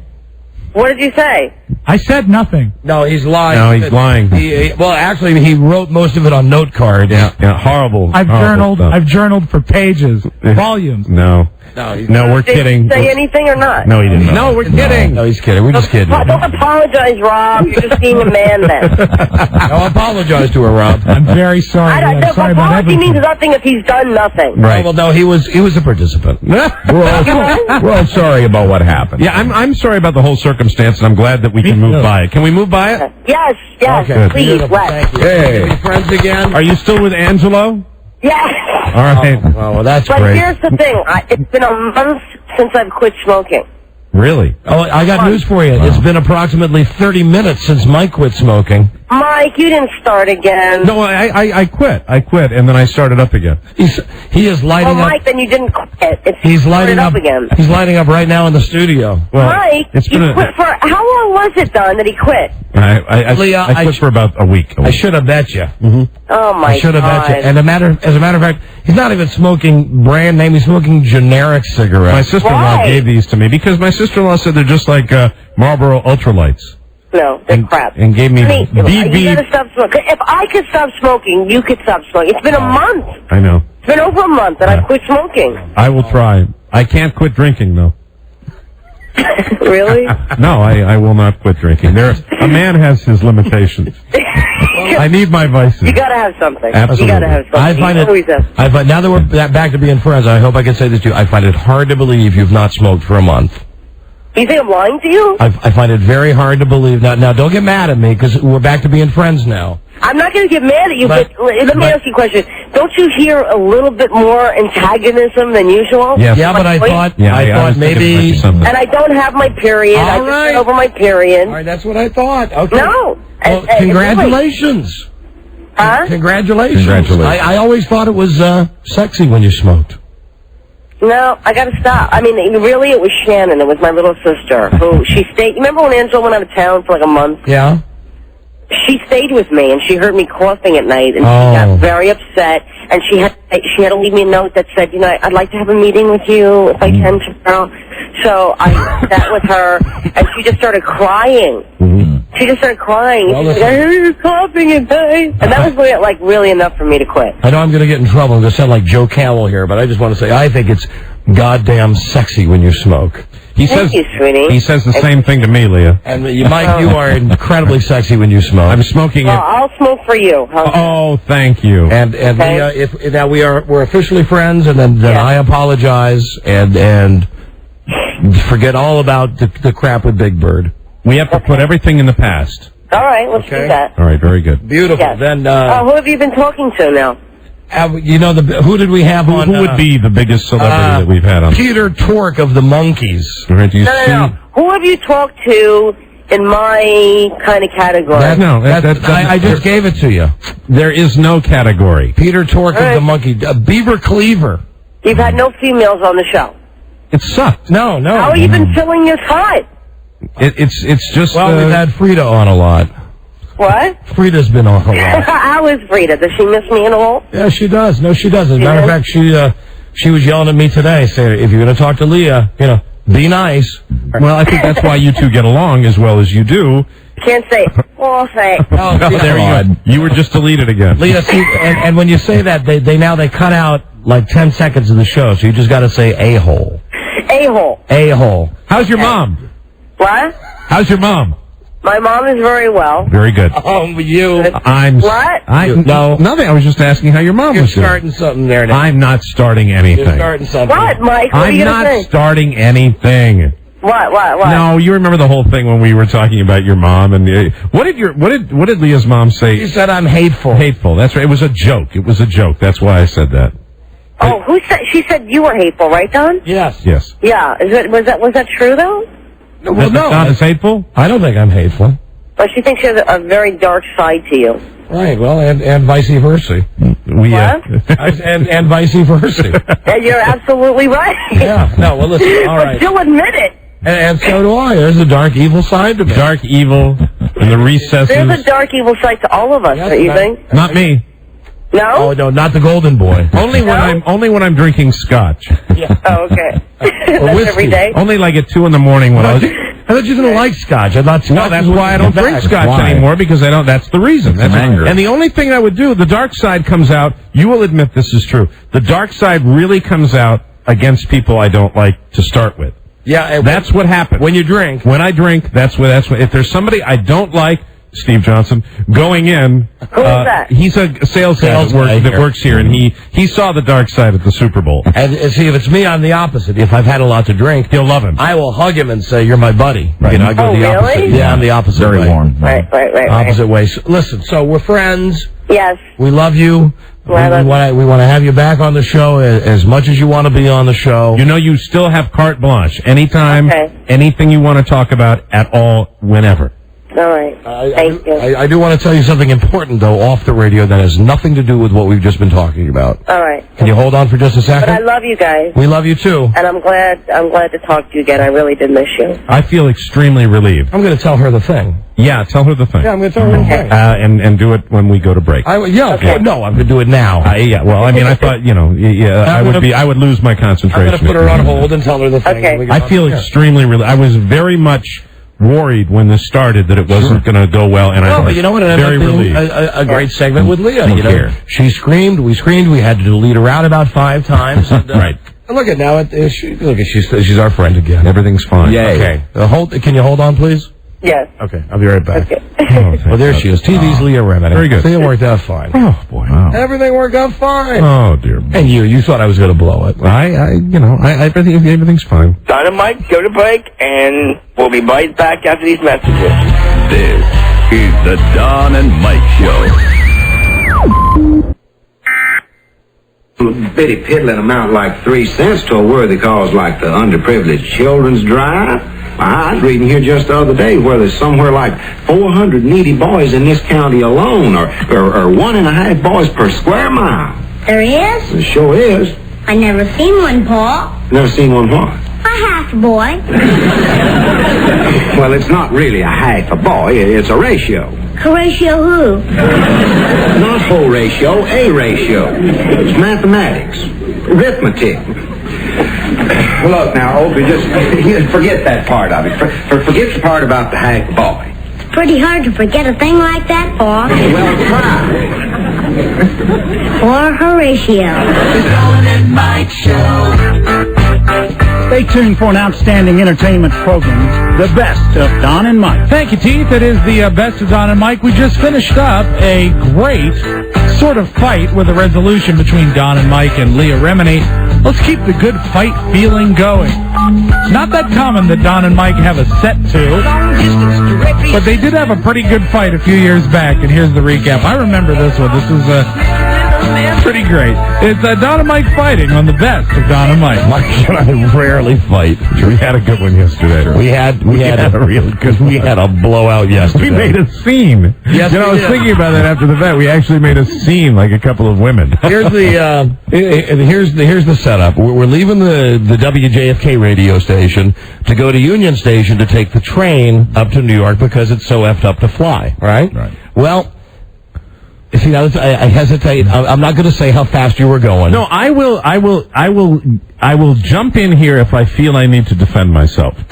Mike was in a car with Buzz and Lisa, and Rob and I were following in the car behind, and it appeared as because Mike was leading the way to the train station, we didn't know how to get there. Right. It was apparent that Mike was in a pinball machine. Robert said to me before you left, I was aware that you were behind me, but Rob had asked, do you take 66 to 395 and then you take the exit off 395? I don't know what I asked. What did you ask? You take 66 to Constitution. Oh, I thought you said 395. One of the states. But you were asking directions. I thought I gave you the right direction. So, I mean, I didn't realize that I had to be going that slowly. Well, okay, hold on. You weren't going that slowly. No, I wasn't, because I wasn't. What I'm saying was you were flying. It wasn't in my mind that you were.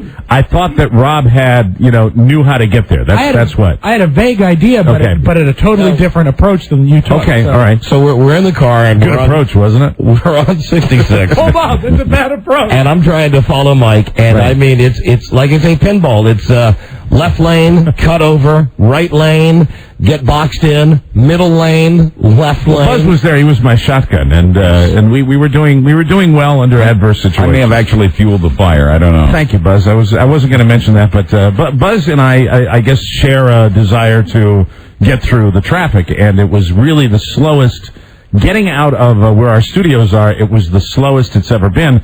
And at that point, I said, we got a motor to get there. And, well, you did. I did. And I had a hard time keeping up with you. I won't mention the speed that you reached. Well, the speed will always forever be a source of dispute between both of us, because, I mean, I realized that I was certainly not necessarily obeying all posted speed limits, but I also don't believe that I was in the Kirk-like mode that you had suggested.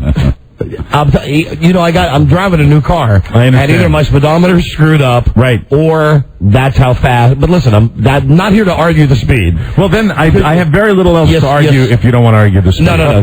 Listen, you just scared the S out of me. You're driving like this, and I'm trying to follow you. Right. So we get downtown to where the train station is. Amazingly, we make it in like 27 minutes, which is pretty normal for me. Would that be an indication of how fast the cars were moving? Now, we get down there, and because of security reasons, you can't park where I normally park. And I actually have this regular route that I go. And as soon as I see that, I'm like, what the hell to do here? And so I see there's a lot right next to Union Station, so we'll go down there. So we pull into this lot, and the guy says to me in the lot, he says, is he with you? And because my car, your car, and I said, at this point, I'm still behind Mike. Said, well, you two can park right up there. So I pull up the car, and then I turn around, and you have vanished, and I don't know where you went. I have no idea where you went. I am not. Why not just put my car out there with a sign on it that says "Steal it now"? It's a new car. It was not the best of neighborhoods in which you were parking. That we can agree. Well, it's the neighborhood where Union Station is, and it's right next to Union Station. But I know that somewhere around there they've got a regular parking garage that has a roof on it and junk. I didn't know that. See, the only garage I was aware of was the one that was cordoned off, really, and the one that you couldn't use. So we pull into this parking lot where I'm picturing hookers and crackheads, and they're taking the tires off my car, and I get back and there's nothing but a shell. So at that point, we just take off, and Rob and I, now this is where we're idiots, driving around Union Station, around the train station, trying to find the garage. And as you mentioned, the main entrance to the garage had been blocked off. How long did it take you guys to drive around and find a garage? About 15 minutes to find the main garage for Union Station. What I will say now is, because it took you that long, I am personally responsible for you guys making the train. Listen, you know what? I would rather have missed the train than gone through the crap of trying to keep up with you and follow you. I understand, but I mean, since you went off... As you bounced from left lane to right lane, left lane, right lane. You have, because you were, keeping up, and you did manage to keep up almost, you actually got down there. You got down there in enough time to get lost finding a parking garage. Oh, now, hey, hold on, wait a minute. If you never got lost. You're going to bust my balls about this? Then I'm going to say how fast you were driving. Well, we disagree on how fast I was driving. You were going over 100 miles an hour. And that truck, I have never had that truck over 100 miles. You were going over 100 miles an hour. No.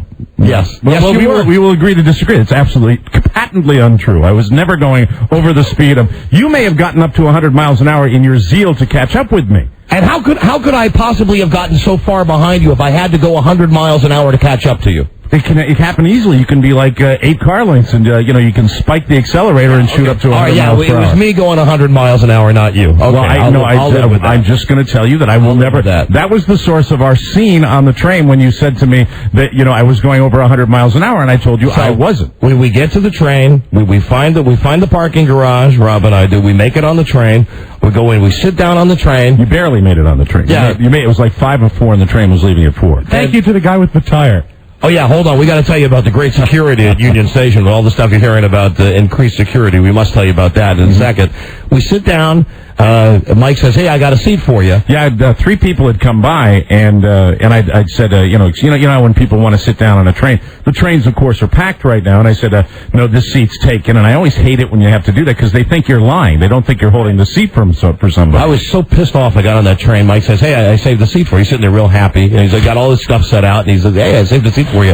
And nice driving. I said, "Don't you ever bust my balls about the way I drive." Right. That was the worst driving ever. And then it said, you going 100 miles an hour, you scare the S out of me, and then, a reference to Rob, and then Then he got mad. And said, I'm going to go sit someplace else. F you, I'm sitting someplace else. So I apologize about that, Rob. So I go and I sat down, 10 rows away and sat with some other guy. And who apologized. Okay, you did. Okay, but the driving was not the greatest. Well, my driving was not. I'm not going to dispute for a second that I was not driving reasonably. I was driving, a little faster than you're supposed to. Yeah, okay. But I just all I'm saying is the speed, and that got me mad because I was like, I'd gone through these three people. Okay, but hold on. What about the left lane, then the middle lane, then the right lane, then and remember when we were going down the last time we came to New York, and you were trying to get to the 3:30 flight, and I'm trying to get to the train, right? And that was it's the way I do, because sometimes I've actually gotten to the train station with maybe 10 minutes to spare when you hit traffic on 395. So yes, I do hustle because we have pretty tight connections. So I was pissed because you were furious. I was you scared the F out of me trying to follow you down. But I think that it was a combination. All I want to tell you, and I want to ask you this, okay? And I don't want you to get mad at me when I ask you this. Ask away. I do believe that I was unfair for saying your butt buddy, and that got you mad, and I'm sorry about that, and I apologized about that. But I just want to throw this theory out here. With part of the reason, I know you were mad at me because I was driving too fast, but was part of it also that that you got down there? No. And the parking situation. No, but because as a matter of fact, I had said all me. I had said to my butt buddy. When I was driving around and we were on the telephone with my wife, yes. Two morons saying to her, "Where's the parking garage?" I said to Rob, "You know what? I'm afraid we're going to have to catch the 5 o'clock train." Right. So I had already dismissed any thought of even making the 4 o'clock train. Okay. So no, my anger was strictly at you. Yes. So we get on the train, and then it was wonderful because then I came over and I said, "Hey, I'm sorry about calling Rob your butt buddy." And you got up from the chair, and then we had the wonderfully awkward moment of two chairs just sitting facing across each other after we've had this womanly spat causing a scene, which I'm sure entertained the lady sitting in back of us. So we're sitting there. We're sitting there, and I was still pissed.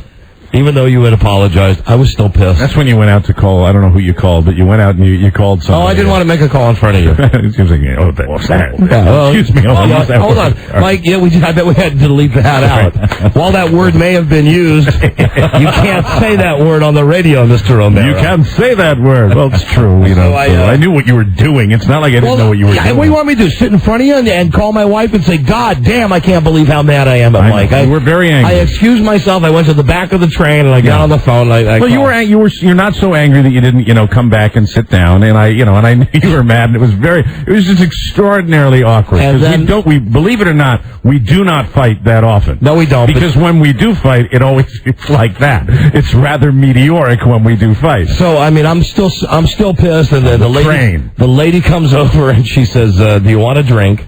And this is what I need, like a hole in the head. And now, for me, this was, I'm sorry, worked out perfect for me. Of course it did. I'm still mad at you. And then I'm mad. And then, you know what? And then, I didn't share it with you, but then I'm just white hot at this point. I'm mad at you. Seething. I'm mad at you, and the lady comes up, even though you've come up and apologized, and we're sitting together. But apparently when I got up, I'm watching you sit up in front of me, and I'm like, all right, I'll go apologize. And all right, you pushed a lady out of the way. And apparently, you know what? I was so focused on just walking up and saying, "Hey, listen, just come back here. I'm sorry. Sit down."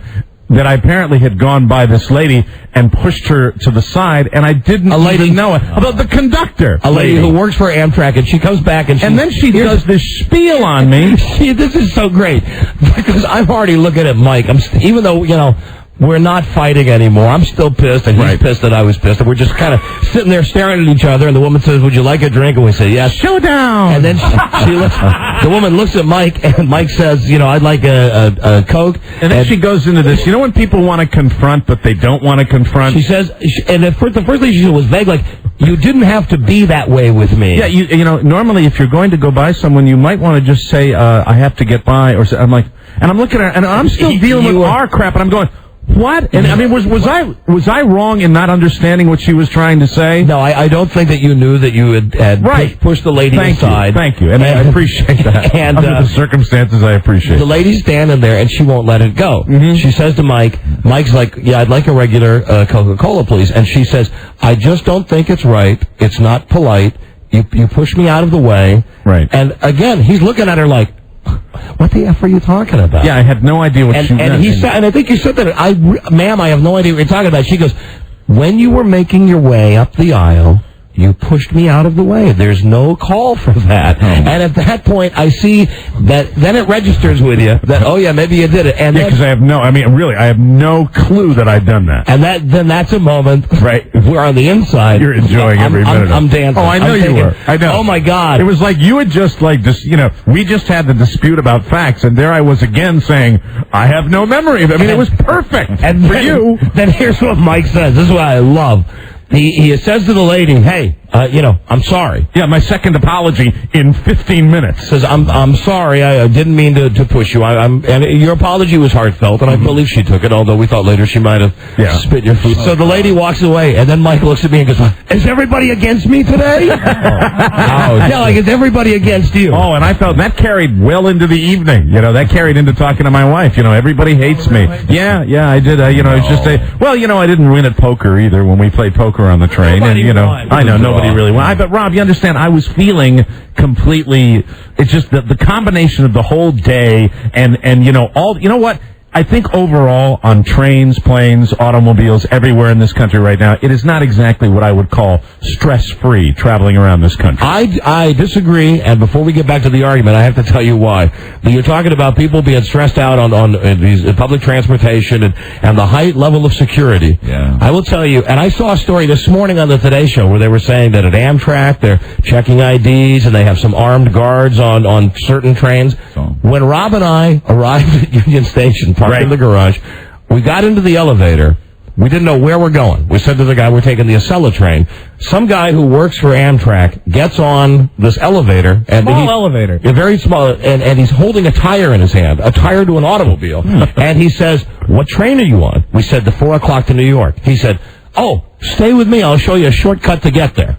Now, keep in mind, there never, when we walk into the train station, right? No one stops us to look at our IDs. And this guy, who was nice enough, I'm kind of busting his balls ratting him out here, he takes us inside the bowels of Union Station to a secret little inside, if you only work there, route. Like a hallway. Yeah, and he takes us down this private elevator, and he says, now, great, if you walk right through there's your train right there. God. We walk on the train. Oh, my God. Nobody stops us. Nobody has to look at our ID. That's amazing. That is amazing. There's one concern on the Amtrak train. Do not talk on the quiet car. Yes, don't talk on the quiet car. Job one.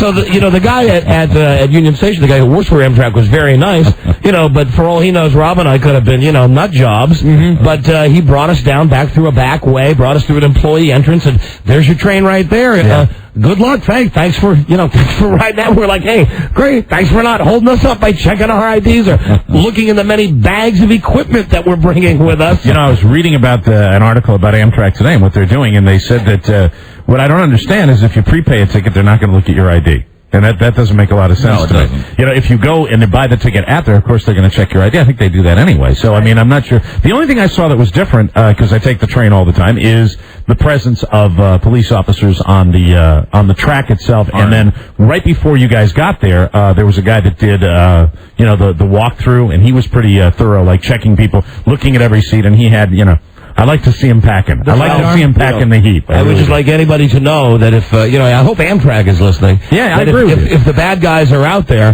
what you do is you walk into the train station 5 minutes before the train. Oh, stop it. You're freaking me out. You find yourself some kindly guy in a Captain Kangaroo outfit carrying a tire who just takes you right through all security. Now you're scaring me, man. Just brings you right down to the train and says, there you go. Right. Well, the whole system is flawed because they don't take your ticket until you're underway. Yeah. How are they going to check it if you have it? This is they check it. See, you guys got in. What they do is they check it at the, when you can't get on the train, when you go through, you guys You guys went right out to the track from where we did. You have to have a ticket. You have to have a ticket That's or a amazing tire. to me because, I mean, really... And this time of heightened security... They did do it a little differently when we were there. You know, they did slow us up, and they check your train before you go through the double doors. I can't believe that. I mean, Rob, I really can't, you guys. I mean, they ought to tidy that up a little I swear bit. to God. Just understand there's a hallway that connects the parking garage to the track. Oh, terrific. Find that hallway. And the guy was like, hey, you want to come in? Come on, let's go. I'll get you down there. And we go through this. Of course, you know, you two together, I've never considered you to look very threatening. No, of course, no. You know, I mean, if you're going to let a couple of guys in, I'd let you in. You know? We get on the train, and I had to fight with Mike, and the lady comes up. And, and then we did immediately compensate, though, which was pretty funny. You know, as you ordered your vodka and I ordered my wine, and just slammed them back. And then things got all better after that. Good. Well, no, I was still mad. I know you were mad. I was still mad. You're mad today a little bit, just a tiny little bit. No, Still a little bit mad. I'm not so much mad now that we're letting it out now. But you're mad. It's just about the speed thing because I know I have to. You have to understand me. I have to defend myself, but I know it's making you more angry. And I will give you this. I've apologized for that. He looked in at the speedometer when we were right behind you. Right. 105. Okay, that's fine. That's fine. But I don't. I don't doubt that your speedometer might have said 105. I'm not going to dispute that fact. I'm going to tell you that I don't want to get into it again. You're going to get mad at me again, and I'm not into that. Listen, I apologize for calling you. In years of ball busting on the show about my driving. Yes. Your driving yesterday, the way down to the train station, was the worst driving I've ever seen in my life. And I want to tell you have a taillight out. Yeah, I do. Yeah, I do. Yeah, Buzz, did you at any time feel non-safe in my care yesterday in the automobile? No, I wouldn't go that far. Really? I wouldn't say it. Oh, then you could obviously. Well, you couldn't see. You were in the front. You couldn't see Lisa's hand gripping whatever it was the headrest behind her. I dare say there might be a few fingernails still stuck. Well, in the back let seat. Lisa. I want to ask her that if she felt unsafe, because I'm so used to you guys take the plane, I take the train. I'm used to doing my own thing. And Lisa, you were terrified. We'll put you on the spot now. That's all right. I'm not going to be mad at you if you say you were scared. Yeah, actually, I was. I had this pet peeve about, first of all, people not using their turn signals. Right. When they cut in and out of traffic. I get on Nick about it all the time. Right. But that okay, you make your point. Thank you, Lisa. Thanks. All right, I understand. Okay, so she was scared. Thanks a lot. Thanks. Bye-bye. Thank you. She was scared. Thank you. That's and all right. Buzz, were you scared? Actually, no. I tend to drive that way, too, although I do signal and don't change lanes quite as much. Buzz and I were kind of commiserating as we're driving. He was saying, God, they're out today. There's another one. And Buzz and I are going back and forth, and he was kind of a good traveling companion in the shotgun seat because he was saying things like, that I would say, and I was getting fueled by that, and I was kind of psyched up to get there, and that might have And I believe at some point the words "death wish" may have crossed my lips. Is he on a death wish? Boy, but I have such a strong self-preservation instinct that you know what? You're absolutely right. I have to mind my P's and Q's, and that was not the safest driving I've ever done. So we're on the train, and even when we've gone through this stuff, I was still pissed. You were right. I was still pissed, and then you wanted to go play cards. And I was still mad, so I had to pretend that I was sleeping. You would have played cards if I wasn't there. If you'd said, if I'd said to you, go, but you would have slept or something. I don't know what you would have done. If you would have stayed, you would have said, I would have gone and played cards. Right. But because you said, you were probably mad at me because I went to the poker game. I wasn't mad. I was happy about that. Mm-hmm. I was happy that you left. But I mean, it was, it was okay after that. We had a civil discussion about show matters, and it was, it was fine. It was fine, but it was a full, I mean, when you and I go at it, I mean, it is, I don't think we're even aware of people around us. Last night when we got to Union Station, we're getting in the car and you shut the door in my face. Right. Well, that was a joke. That was a joke. Okay. Well, did you think I was doing that thoughtlessly? I was still mad. Why do you think when Richard was taking me to the apartment? Why do you think I got out 10 blocks away from my apartment? Oh, I didn't know. Because I was pissed at you. Oh, I would have been more pissed. I was still pissed last night. If I'd known that you did that because you were pissed, then I would have been pissed all over again. I didn't know you were still that pissed. I was doing that as just like haha. One of those little... no, I was still pissed. You think I would never do that on purpose? Like, deliberately shut the door on you? You would, yes. Oh. Yes, you were pissed at me, you'd do it absolutely. Well, see, I thought you got out just because you saw that traffic backed up and... no, I just got out. The street looked like it was blocked off anyway. Yeah, lots of streets over by where I live are blocked out, but no, I was pissed at you. Okay. But, now this is cathartic. Good. It's all out there now. Good. It's all done. Good. And everything will be getting back to normal, and we will all travel the way we like to travel. Soon, I think. I think I can't wait to take the plane again. And I can't wait to just, be rid of all the... frankly, you want to play... It's kind of what I was giving my wife last night. I said, I come up by myself. I like to travel. When it does come to travel... You gave us that last night. What's that? You said, I can't wait. Yeah. I can't wait for you guys to be out of here. But then you lost like 4 hands in a row. So that's why you were tired of it. My feeling after all was said and done last night when I talked to my wife, when it comes to, I like togetherness. I like getting together with everybody. Love going out to dinner with everybody, and I like staying out late with everybody too. When it comes to travel, this, I really am a loner when it comes to travel. I like to be, on my own. I'm fine with that. Okay, good. I'm fine with that. No problem. Absolutely, I am. No problem. Okay, cheers. George in Jersey. Hi. There's nothing I hate more than somebody who can't keep up when I'm leading the way. And you know what, George? There's nothing I hate more. I'm going to put my out. There's nothing I hate more than a guy going 100 miles an hour, left lane. Or something there, wear a dress or something, so we know you're going to be working, We normally do very well when we're in tandem. In the past, we've done pretty well. Yeah, hey, George, F you. I hope you'll run into an embankment and die.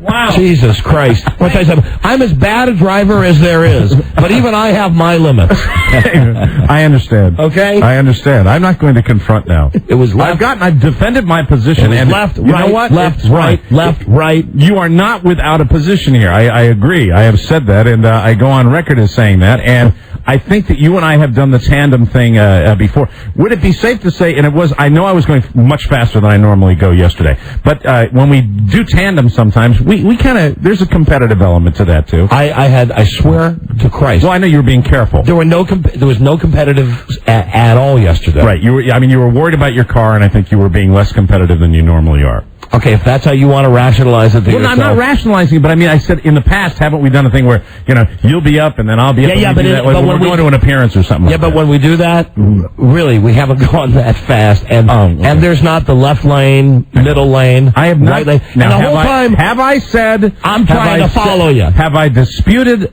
That I was not driving safely. No, you haven't. I haven't. The only thing I'm saying, it's just we have to go by that. We have to move by that because it's the speed thing. We move by that thing. Okay, I'll move by that. But I was going faster than I normally go when I'm going down to Union Station. Was going much faster than I normally. Well, anyway, but I was pissed. God damn, I was pissed. You shut the door in the car last night. Yeah, when we got in the car? Yeah, when we got in the car. That's when I thought you were over it, and I was just doing a little joking thing. Sitting there just seething. I got out of the car and get the phone and call me off and go, God damn it. Effing Mike. I said, we get this whole effing fight on the train, and then we get to the car. He shuts the effing door in my face. Well, the other guys will tell you after we dropped you off, I was in a fine mood. Yeah, I'm sure you were. Going, I hate this. I hate being here. I miss my kids. I hate this. Smoking like 800 cigarettes. Just going, I hate this. I hate it. Diane, are you there? Diane in Connecticut? Don and Mike show. Hello. Hi, how you doing? Hi, okay. I just wanted to tell you that yesterday when Mike, you were telling that story about your whole adventure with the weather and everything like that. Yes. I work for a bank, and yesterday I had to run to a very important meeting, and I just was like, I'm on an important call. I had to finish hearing your story. Thank you. Thank you very much. Totally funny. You guys are the best. I'm glad that life-threatening situations from No. Oh, now are we going to get into that? No, I'm kidding. I'm past that. But I also had a tough. That's the other thing that I heard from you last night. That pissed me off when you said it's been a very stressful time. It has. I mean, and not in any life-threatening way. No, okay, just in lack of sleep. Okay, that's all it was. It was lack of sleep. That's all I was dealing with. Hello, Don and Mike show. Don and Mike. Hello. Listen, Don. You could probably relate to this. What? Listen, you love it when Batman fights Joker, and you love it when Superman fights Lex Luthor. Yeah. But what's really great is when Batman fights Superman. Okay. All right. We're done our fighting now. We're done with the fighting. Absolutely. This for me, this is the arena I enjoy fighting in. And you know what? I'll leave you with get it out. You know what? I'll even leave you with one. Okay? I think maybe at some point during the trip. At some point, I will say that perhaps my speed may have gotten to that 100 mile per hour mark. Thank you.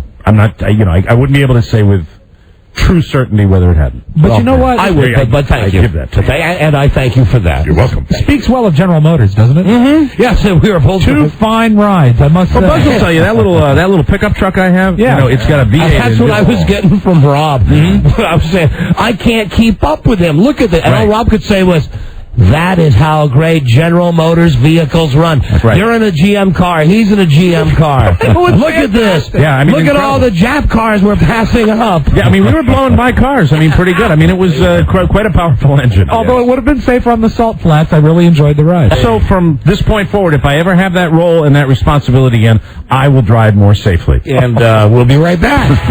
This is the Don and Mike Show. Nothing is more important than the simple act of people getting together. Good. Could I have one more go, Lawson, please? Sorry. What?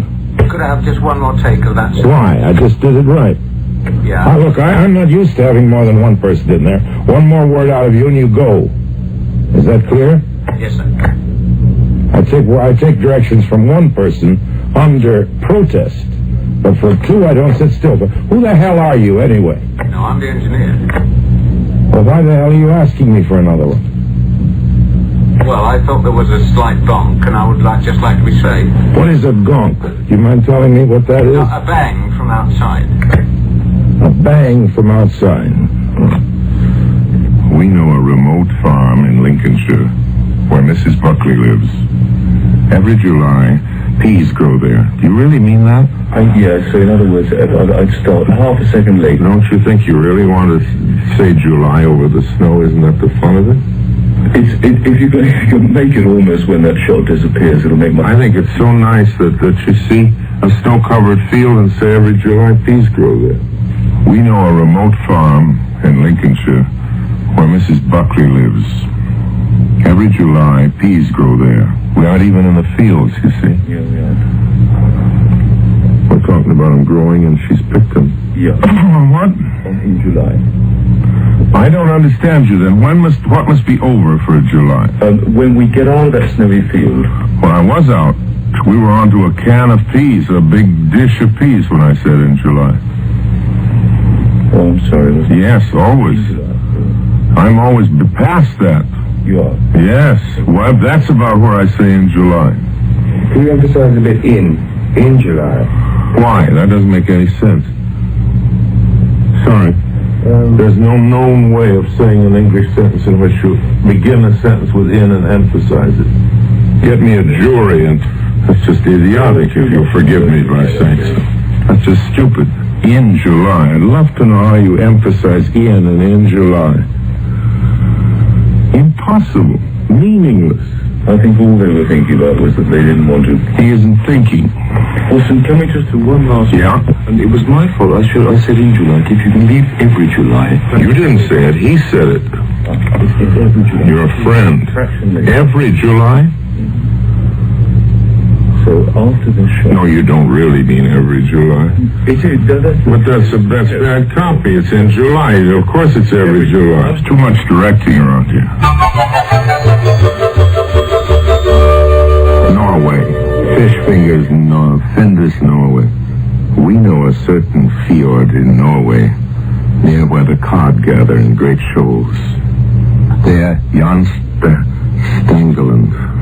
Fraction more on that shows thing, because you roll it around very nicely. Yeah, roll it around and I have no more time. You don't know what I'm up against. Because it's full of things that are only correct because they're grammatical, but they're tough on the ear. You see, this is a very wearying one. It's unpleasant to read. Unrewarding. Because Findus freeze the cod at sea and then add a crumb crisp coating. That's tough, crumb crisp coating. I think, no, because of the way it's written, you need to break it up, because it's not as conversationally written. What? Take crumb out. Good. Here under protest is beef burgers.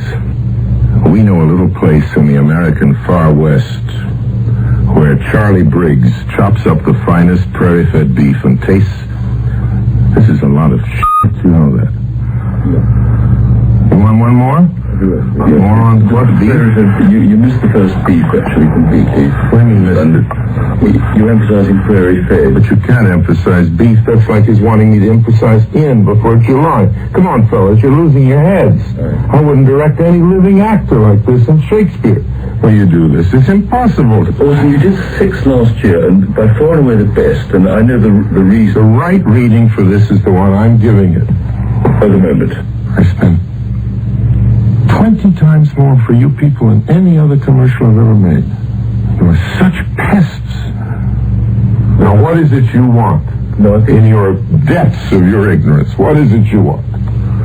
Whatever it is you want, I can't deliver because I just don't see it. That was absolutely fine. It really was. You should live in the market. No money is worth it. The Don and Mike Show. Oh, Orson Welles. Stay listening. The Don and Mike Show. Yes, we invite you to stay listening to the best of Don and Mike. It's me, your old buddy, Rob Spiewak, playing the tapes for you on this Wednesday afternoon. Thanks for spending it with us. More great Don and Mike stuff for you. No fighting in this one, I don't think. Just spirited discussion. Don and Mike are taking some calls, and sometime back there was a Michael Vick commercial of some sort, and they discussed the special effects involved. I think you'll enjoy it and get swept up in the hoopla. It's the best of Don and Mike. Hello, Don and Mike Show. Yeah, hi. Hi, you're on the air.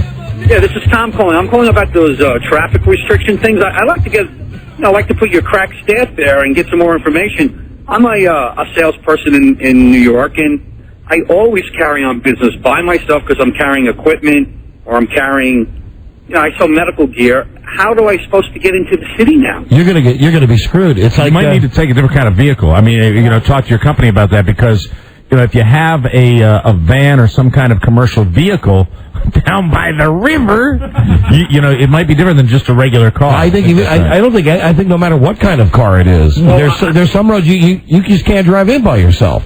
I sell a lot of the IV supplies that were involved in the World Trade. I work for one of the major suppliers, so a lot of my sales calling is involved in visiting people in the various hospitals before we get the deal. I think you'll get by no problem. They're not going to hand out tickets. They're only going to turn some cars around, and I think it really is focused mostly on cars. You're likely to be searched, so be prepared for that. But I think you'll probably, especially considering what you do, I think the car will let you through. You could do what we do with the HOV. Mm-hmm. You just get yourself one of them dummies. Cardboard dummies. I'm already there with you, man. Yeah. To do that, he could just get like a mess of prosthetic limbs. If he's in the medical game already, he could just sort of wire them together and make a body. Damn. You make a little more work for him, What did he say? I didn't hear. It doesn't matter. Hello, Don and Mike Show. Better off not knowing. How you doing, guys? Hey, hi, you're on the air. Hey, I got a good idea for the squeegee guys because they're out of business now. They could just sit at the foot of the bridge and charge $10 for people to go across. To carpool with them? Yeah. Hey, now that's funny. Except who wants a squeegee guy in their car? Hey, the conversation might be interesting. It might surprise you. Absolutely. Work. All right, thank you. Hey, guys, if you get a divorce, who gets in custody of Buzz? I'll be homeless. Hello, Don and Mike Show. Hello. Oh, what am I doing here? Don and Mike, hello. Hello. Hey, hi, you're on the air. What's going on, guys? Hey. Yo. Hey, Rob, I know it's a colored guy. Yeah. It's the bitter, baby. Oh, BN. Hey, BN, how you doing? BN. The colored guy. Hey, you're not just any colored guy, you're BN. Hey, what's up, BN? I'm just calling because I ain't called in a while. What's up with your boy 40? I ain't heard him in a minute. 40 was on last week. Damn. Told you he probably died or something. What do you got to be bitter about now, BN? Oh, I ain't bitter. You sound actually as mellow as you've ever sounded. I have a question. Is this in actuality Glenn the janitor? I don't get it. Okay, never mind. That means it's not. Well, are you still mad at 40? I hate that. What are you so mad at Mr. 40 about? No, it ain't now and it ain't the time to even explain it. I was just calling just because I ain't heard your guys in a while, but let me ask you a question about your little 4-hour club. How am I supposed to get on to it? Rob, would you like to tell him how he's supposed to get on the floor? We both looked at Rob. That was funny. That was a funny moment in and of itself. Rob speaks to all the colored callers. Right. I believe you can register online or mail your information to P.O. Box 3049. 3649. Whatever. You gave him the wrong address because he's colored. That's right. It's P.O. Box 3649, Washington, Those instructions from the whitest man in the room. 20007. All right, well, listen, BN, I think you should be, frankly, now's not a time to be bitter. Now's the time to be... Unite. Once 40's album drops, then y'all talking that H to the Izzo stuff, you know. Yeah. Well, then, you know, So the only his reason- wife can chisel on my nizzle while I dribble in her. Ooh, yeah. You know? So the only reason you're bitter is because Mr. 40's still on the show. No, well, you know, I'm a better guest than he is, first of all. And you hate him with a passion. I mean, it's just something to do. There you go. All right, thank you, Ben. All right, later. All right, see you later. Bye-bye. See, in that way, isn't it? It goes round full because Rob, you say that too. You hate as just a hobby, also. Yeah, it's true. There you go. Some guys trade cards. Some guys collect stamps. Rob just hates. You know, it's he was sitting there, and BN said, "I hate just because it's something to do." And Rob has said that for years. It's just something to while away the hours. That's right. You know, and luckily I found a job where I can get paid to hate, but sometimes I hate in my spare time. Hello, Don and Mike show. Hello. Hello? Yeah, hi, Don and Mike here. Yeah, this is Winston. Just in case you didn't know that Redskins released Jeff George today. Yes, Winston, I'm ecstatic about that. Yeah. Jeff George is like having a retard play quarterback for the Redskins. You ever see him go back to pass when his eyes get real big and he gets that glassy look like he doesn't know what's happening? Kind of a Tom Arnold lookalike. Yes, absolutely. Big Jeff Shrinsky, too. Yeah, Tom Arnold with less hair. Is Tom Arnold like a regular on that Fox sports show? Yes, he is. Oh, that is pathetic. The manic, coked up Tom Arnold. Oh, my God. Here you go. But, that is the pickup of Jeff George by whoever gets him, though. They're going to end up looking like geniuses because Jeff George can throw the ball. And doesn't he have like 4 or 5 games when he first signs with the team? When he does great. When he first gets with the team. Right, before he loses interest. He's a real team player. Right. He reads the playbook, and the guy can throw the ball a million miles. You know, the best ad on TV right now is the one from Michael Vick. It's for some drink like Powerade or something, where they show him throwing the ball and guys are catching it and guys are getting pushed back, almost like that old movie where the fat guy gets the cannonball in his stomach. Right. And then they show Michael Vick standing on about the 20-yard line, and he throws the ball out of the stadium. Wow. Out of the... It's not trick photography. He's not starting this year, is he? No, but he scored last week for Atlanta, though. All right. I mean, they're putting him in at Sunday. That's a great commercial. Michael Vick freaking throws the ball out of the stadium. Pretty incredible. Hello, Don and Mike show. Yeah, hi, fellas. How you doing? Hey, we're doing it. Glenn, how you doing? Oh, I don't know. Somebody else had called me the same thing. This is Glenn. Who? This is Glenn. I was calling about the women you want me to bring down. I got 2 girlfriends. You know who this is? I believe this is Glenn. Yeah. I've not seen any prompt on the screen or anything else. I'm just Hi, telling Glenn. you, I think it's Glenn trying to call up again. Hi, Glenn. See, now you're busted. I'm sorry, fellas. I just don't know what you're talking about, but I'll be willing to bring them down tomorrow. This is Glenn. I'm sorry? You are Glenn. Are you calling me another name? Hey, Johnny? Johnny, help us out here. Is this Glenn? Johnny, you think there's a chance this is Glenn? What do you think, Johnny? I mean, it's just a feeling I got. Do you think this is him, Johnny? Sure. I didn't put anything up there because I had to think about it. I took it unscreened. I mean, you tell me. That's why I didn't screen it, because I wasn't sure, and I had to think about it for a bit. It's Glenn. Could be. Glenn, I'm afraid this is you. Fellas, I'm just trying to help you out. I mean, I'll play along with you if you like. Let's see, this is Glenn. Because a real caller wouldn't be doing all this stuff. Yeah, I think this is Glenn. I think we've got another one of his characters. Let's jot them down, people. All right, goodbye, Glenn. All right, see you around, fellas. See you yeah, busted you. Gotcha, busted you. Got him. Hello, Don and Mike show. Hey, Don and Mike. Hi.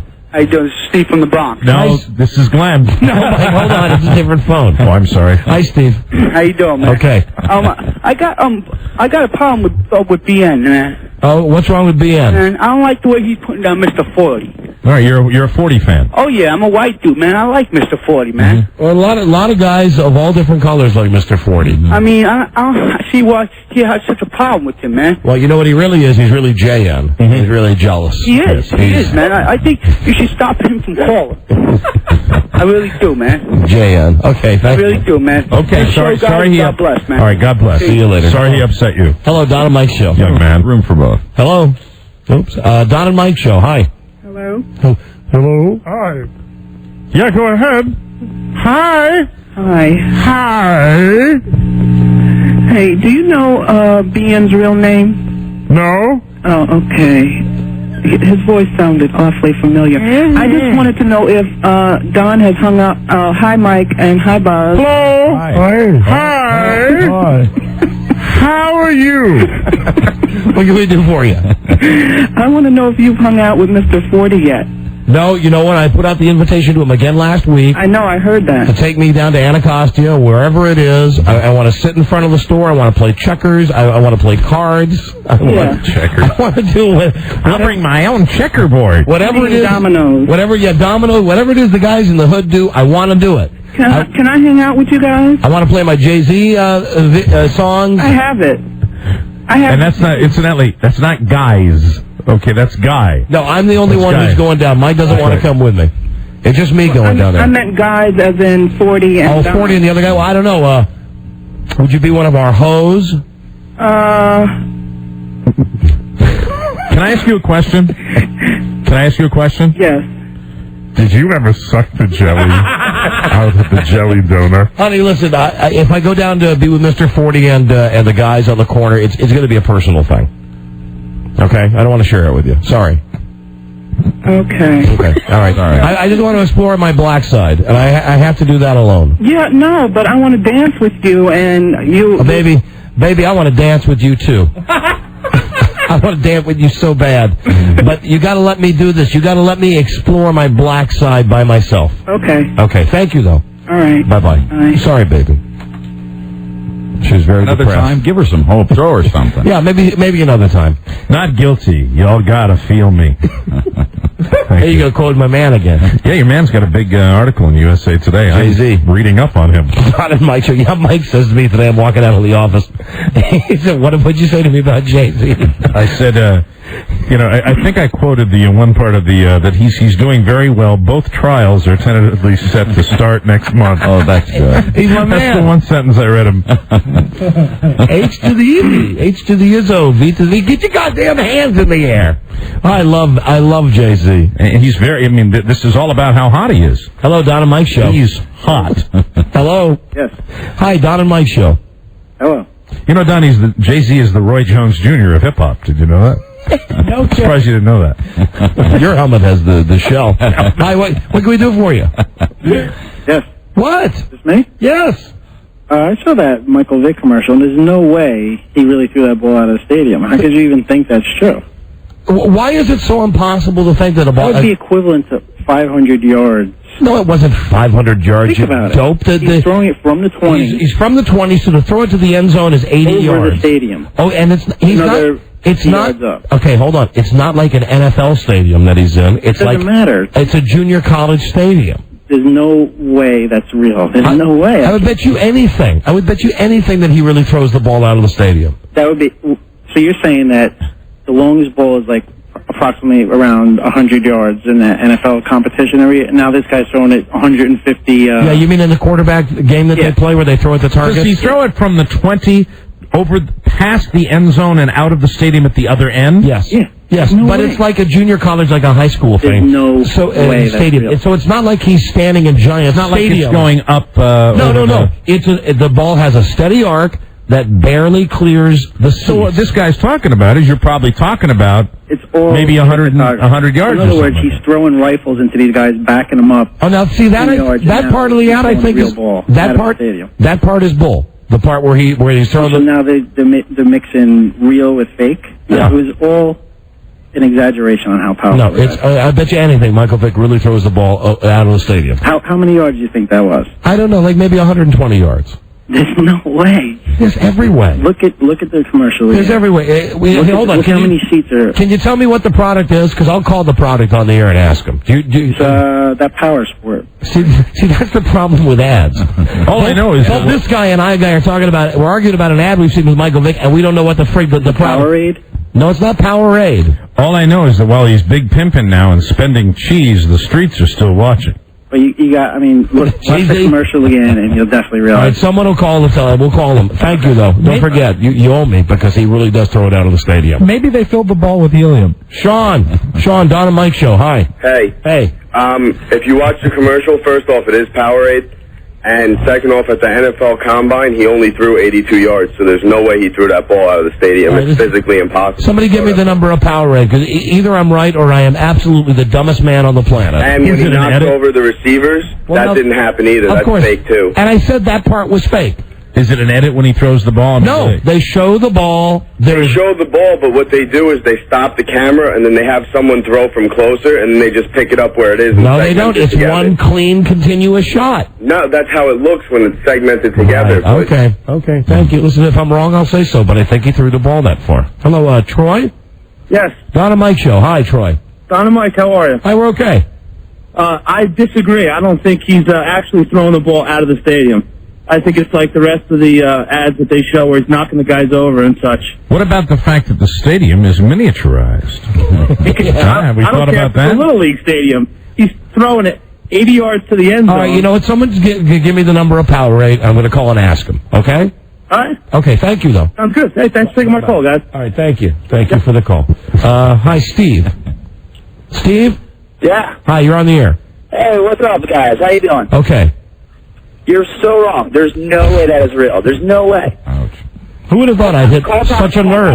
Don, I just want to say, I know you're getting a lot of calls like this, but I think you're absolutely right. How can everybody be disagreeing with me on this? I'm not. Just remember, the guy you're looking at across the console is not disagreeing with you. I haven't seen the commercial, but I know you're right about this. Hello.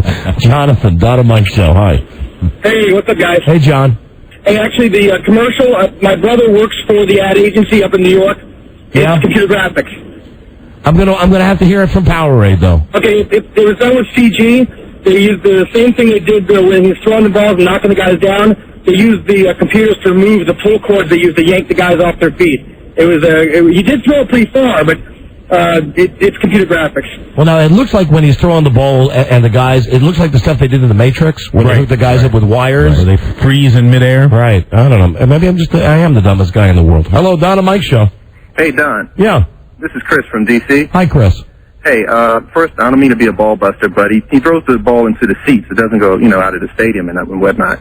Well, and whatnot. I believe it does go out of the stadium. You know, all I know is this commercial is the most widely viewed commercial in the history of time. Everybody's watching it. They ran it like 1,000 times during the Jet game and the Packer game. All the time. Well, look, if you give it the good eagle eye, yeah, with your good, laser vision corrected eyes. Yeah. I thought he was going to say with your good eye. Yeah. With your good, get up close to the TV. When it hits the seats, it bounces kind of funny, and it looks really fake, like they drew in the animation when it hits the seats. All right, thank you. Hello, Don and Mike Show. What's up? Wouldn't be the first time I'm the dumbest man in the world. Hello, hi, you're on the air. Yeah, I have a question. Don't you think Mr. 40 sound like Afro Man? You mean the guy because I got high? Yeah. No. No, not at all. No, I think if anything, Afro Man sounds like Mr. 40. That's right. Well, Mr. 40 should make a song because I got drunk. Because I got drunk. That's right. Because I got drunk. He's probably writing it right now. And the worst thing to have in that Afro Man guy, that song, Because I Got High, that great song, everybody in the world was freaking playing it. Right. It's like no one's playing it anymore. It's weird. I mean, so many different things have been affected like that, and not totally related. It's just odd the way certain things are pulled off. Can't we get an Afro Man fund going here? I would think so, because he's probably hurting right now. Afro Man Relief Fund. Afro Man. Hello, Don and Mike Show. Oh, it's a Coca-Cola product. Gotcha. Thank you, Robbie. Hello. All right, let me try one more call, then we got a break. Hey, Richie, Don and Mike Show. Well, Don and Mike? Yeah. How you doing? Okay. Don, I want to defend you on this one. You know why? Why? Look at Peyton Manning, how he outruns those Lions in that Gatorade commercial. All right. F you, Richie. Okay? I love you guys. F you. Oh, man. F you. Mountain Dew commercial. That's a good spot. Where the guy races the cheetah. No, that one too? No, but the police talking about I know, but I'm talking about the one where the guy runs down the cheetah to get and then reaches down the cheetah's throat. I know. That's fake. I know is fake. Here you go. We got a break? Okay, we will be right back. This is the Don and Mike Show. Rush Limbaugh. 903 and 14K on the award-winning Jeff Christie Rock and Roll Radio Show. With fun and frolic for all. Some of you, no doubt, still wondering what award I have won. I'll tell you. None other than the Marconi Award for Excellence in Broadcasting. Non-stop music. 14K. Music Radio. 14 karat gold. 1970. 14K, 70 degrees, cloudy skies. It'll be cloudy, a chance of some showers tonight with a low 53, variably cloudy and warm tomorrow night, Easter Sunday morning, too. Afternoon, high Saturday, 72. Jeff Christie at 14 in a row. Stick at thumb up in the air, Vanity Fair. 14K, Music Radio. 14K. Good evening to you, music lovers all across the fruited plain. It's 8:29 at 14KQV with the great 14K giveaway, where you and your family can win one of thousands of prizes. Be listening starting Monday on 14K. You are smack El Devil in the middle of 14 uninterrupted hits in a row with song number 1. 14K. 8:34 at 14K. Jeff Christie Rock and Roll Radio Show with fun and frolic for all, forging onward into the pitch of black on a Friday night. David Essex rocking on in the middle of 14 in a row. 14K Music Radio. 14K. 14K. Let's go. 1969. 14K hit line is open. 333-9190 is the number. You got a favorite song? Let us know about it. 14 hits in a row, and I got the Archies. 14K. Music Radio, 14K. Jeff Christie, often imitated, often mimicked, often copied, but never equal. And I am smack dab in the middle of 14 hits today. Roll Ringo Starr. Billy Preston backing up on the piano. This is oh my, it is in the top 5. 14K, Jeff Christie rocking and rolling on a Friday night. In the middle of 14 hits in a row. Some people think it sounds like Bob Dylan. Some people think it sounds like Harry Chapin. Doesn't sound like either of those guys to me. Billy Joel working on a piano man. 14K. Music Radio, 14K. Jim Stafford and Spiders and Snakes. Yeah, with Spiders and Snakes, what do you get? You get cobwebs, a whole bunch of other goodies. Jeff Christie in Pittsburgh. It's a Friday night. We're working on 14 hits in a row. I remember. 14K. Jeff Christie playing 14 hits in a row. I got a letter here from a girl named Mary Snurdley. Mary is a rich kid in Fox Chapel. Dear Jeff Christie, would you please play some of my favorite songs? I listen to your show all the time. About 75 songs on this list. Mary, if you're listening, why don't you send me a list of the songs that you don't want to hear? I think this would be take me 2 weeks to play some of these dumb songs. 8:57. That's the 14th of 14 in a row. You know how many minutes of solid music we just had? 48 and a half uninterrupted minutes of music in 1 hour. 70 degrees now. The skies are cloudy. It's going to be cloudy. A chance of showers tonight with a nighttime low at 53. Variably cloudy and warm tomorrow. Tomorrow night, Easter Sunday morning. Afternoon high Saturday, 72. The public offender program is aimed at the offender with the greatest employment handicap. It's designed to develop marketable skill and good work habits necessary to obtain gainful employment. For more info, call Goodwill's Placement Counselor, number 481-9000. Yes, now's a good time to get your Kawasaki at Hebert and Fisher Cycle Center in Houston. 14K. Happy On, the greatest adventure of escape ever filmed. Happy On is now showing at the Gateway Theater downtown. KQV, Pittsburgh. 14K. Music Radio. 14K. All hit music and a little I Love You music from Charlie Rich.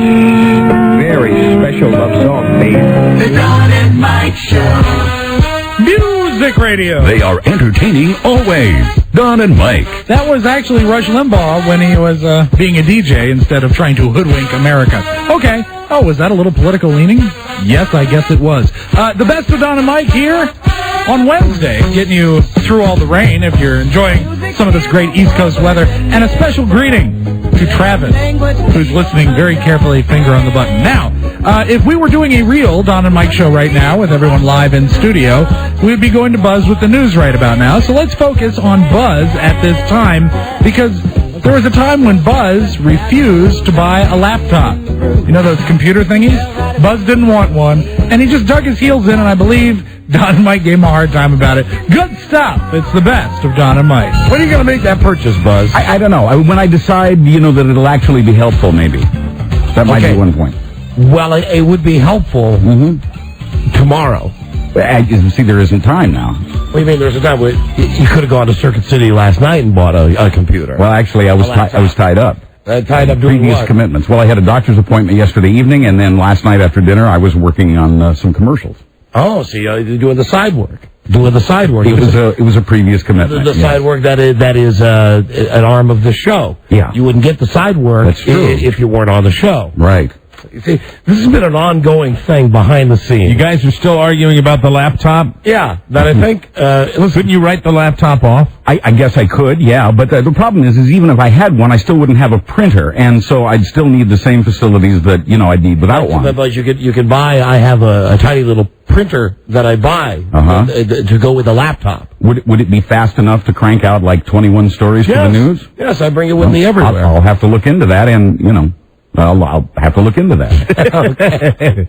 You sound like management. We've been going round and round with Buzz about this. It's one of those weeks where nothing is going to go our way. We have to prepare for that. We gotta go out of town to make this trip tomorrow, to do the trip to Boston. Looking forward to it. Yeah. It's not my hometown, but it's it's a place that's very near and dear to me, and I'm very excited about the trip. When we do these shows tomorrow from the Sam Adams Brewery, I promise you it will either be the greatest radio you've ever heard. Right. Or the worst radio. Either or. It's not going to be anywhere in between. Either way, you'll want to listen. Right. Because either it's going to be slap nuts, fall down, get your tape recorder funny. Well, Rob and I have a pool going as to when we're going to find out that Ben Affleck's not going to be there. Oh, I'll take that pool right now. Matt Damon, the same thing. I'll take the pool right now. I'll take it right now. No, I already got that. I got dibs on that. I say he will be there. Really? I believe that he will. Really? We could probably find out. We could probably make a phone call and find out. Would you like to put a laptop on that? Sure. Would you really? Robbie? My bet is that when we crack the mics tomorrow, they'll say he's on his way, and then at about 12:30 they'll start to hedge, and at 1 they'll say he can't make it. I'll say that we'll know before the broadcast, well before. We could find out today that he's not going to be there. My money is right now. Matt Damon. I got dibs on that, though. You just remember, I got the earliest. I mean, it's already determined that he's not going to be there. So tomorrow, listen, we're being strong-armed into doing this show tomorrow. From Boston, from the Sam Adams breweries, because they spend, I guess, an S-load of money. They are a very significant advertiser. That's what it is. Is that the hotline ringing? No, it's not. Okay. It is you guys are in danger of losing an account line. That has just gone on. We started talking like this, and I saw this big light start flashing. So tomorrow we got to go to Boston, and they're going to put us in this tent with all these other disc jockeys. That's it right there. I mean, if we go somewhere where it's just us, it's a much different deal. Based on our experiences, 15 years of doing this, when we're put in a tent with other DJs, it immediately takes away, because we feel as though we're doing the same show that like 50 other people are doing. Well, and listen, these are all things that we're going to be dealing with tomorrow. The fact that I've right, but I am looking forward to Boston, where we're broadcasting from. Apparently, it's some kind of a cemetery, a Civil War. Do cemetery. we know where? Because my wife asked me, "So where are you going to be exactly?" We don't know the town. We don't know. All we know is that apparently it's like a manure-covered field, and I'm not making this up. They throw straw on the ground, and they erect. But it's not in Boston proper. No, they erect these big circus tents, and they have folding tables and chairs, and all the disc jockeys come in and do the show from the Sam Adams place. And it's like, now, is this on the grounds of the brewery? I believe so. Oh, all right. I believe so. And anyway, do we get free beer? Yes, Rob will be drunk both days on the show. But do we get a couple of cases or something like that to give to family members? I'm sure that they will hook you up with that. All right, very good. And see, Buzz, because he does the news on the show, the thought was, well, Buzz, how are you going to get the news to prepare the news? Covered. Since you don't have a laptop. Right. It's covered. It's taken care of. It's covered. Because you're going to pay $70 a half hour. No, not per half hour, total. $70 to go to the quote-unquote business center, okay, right, in the hotel, right, where you're going to sit there with all the other schlugs and get slow internet access. No, it's high speed access. I'll be in air conditioning in out of whatever the weather may be, and I'll have high speed access. I'll have Word. I'll have a printer. I'll have everything I need right there. Well, I just urge you to get a laptop. I think it would be helpful to the show if you had a laptop computer. I really can't think of any other broadcast other than this one where, that would come in handy, because every place else we go, we have a radio station. But you should have a laptop. I suppose I should someday, and when I get it together, I'll pursue that. I was watching the Today Show, and they said now for your kid going back to school, right, you can get a Dell computer with like 128 bytes and come with everything, right, for like $900. That's not Really? That's not a bad price. Huh. But then, there's the monthly wireless internet access fee and all that stuff. I mean, I got to hook up somehow. But you're not on poverty. Well, and you could buy a laptop and write it off on your taxes. That's true. Because you would use it on the show. But I can't think of any other time I'd use it. I just really have no use for one. What about when we go to New York? I've got the radio stations right across the street. I go there. I do my job at work. When you're traveling, though, you could that would actually assist you in traveling because you could probably hook up. Well, especially if you took the train. If I took the train, which I don't see happening, I'll probably continue to fly, and you can't operate electronic devices, But if you took the train, all the guys have their laptops on the train. Listen, this is just a battle between me and Buzz that I think you should get one. I think the news guy on the show should have a laptop computer, right? And he's just been fighting me every step of the way on this. That I'll get one when I'm ready. I'm not going to be forced into getting a laptop. You know that Burbank when he digs his heels in. Yeah, I know. You know him. We all have our issues, don't we? Yes, and this for Buzz. The last issue was please introduce me at the beginning of every show. Right. The new issue now is that you can't make me buy a laptop. Can't make him. You can't make him.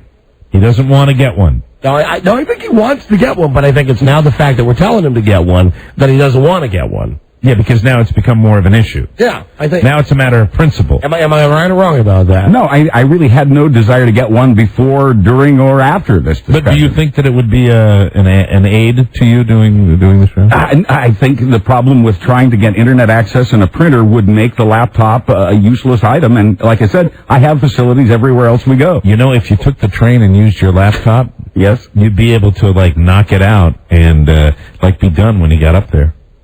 It'd be very cool. Yeah, that's possible, I suppose. I'd have to look into it. I take my laptop everywhere. You take it on a plane, and most of them have DVD capability, and you can watch a movie on your laptop too. You can play video games. I'm just talking about the fun part. Right.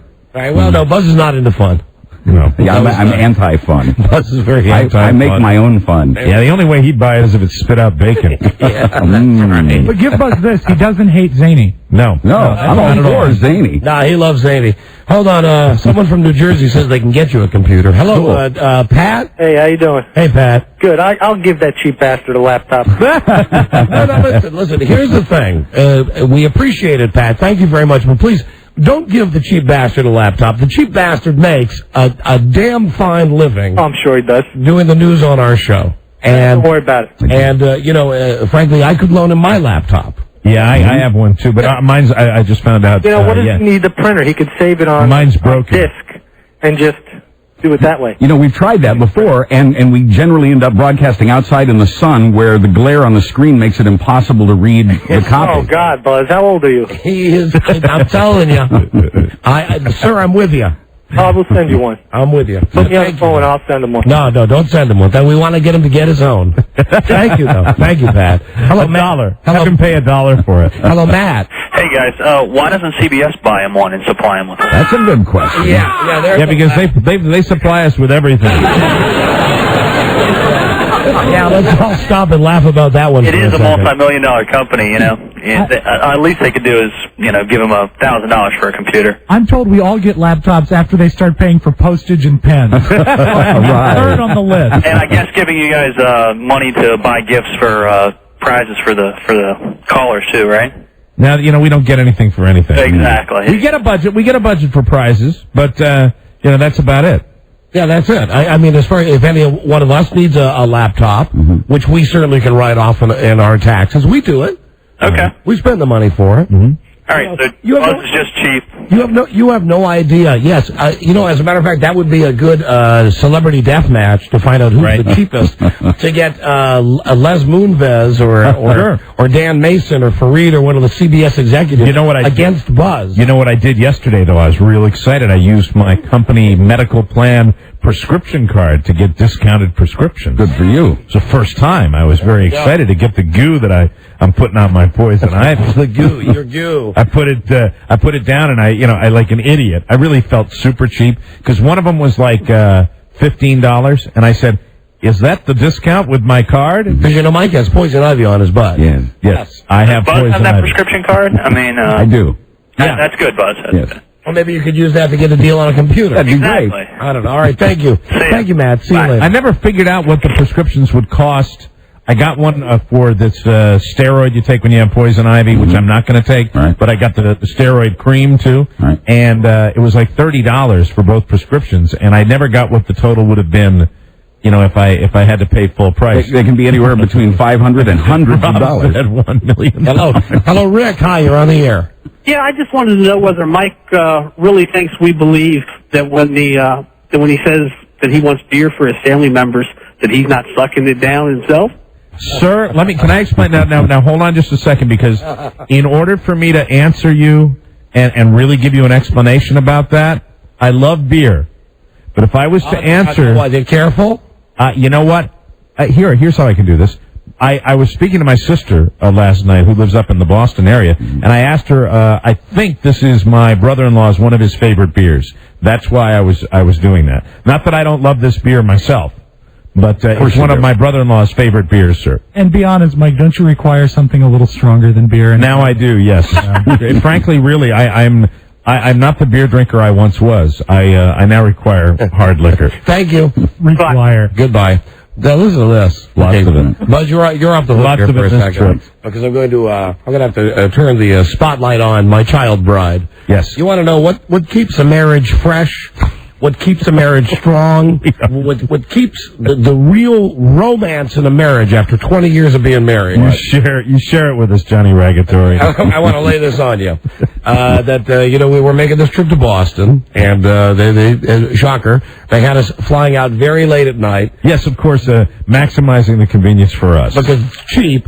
So I said, get us on an earlier flight, because we do an earlier shift now, and I knew no one had to hit Mike to the fact that the schedule had changed. So last night, about 7:30, I pick up the phone and I call Mike. Yeah, you've been very nice letting me know all the details about our arrangements here, because I know you get them at the last second from the powers that be. That's another bitch. And I get, I got 2 helpings of Scorn Flakes. One from Mike's wife directed at him. Right. And then later the big one with my wife. So I call up and Laura picks up the phone. She says hi. And I say, hey, it's me. Is Mike there? And she says, oh, he's in the other room playing his new computer video game. She says, it's great because it's just like he's in New York. He's playing this game all the time, and it's like he's never here. See, and that I didn't even know that I'd gotten that scorn. Wow. See, that was scorn that was shared with Dawn, and she was scorning me through you, and I didn't even know it. So I was very pleased to hear it. So she comes and gives Mike the phone, right? And I tell him we're taking an earlier flight, blah blah blah. Okay, see you tomorrow. See you later. Bye bye. Hang up.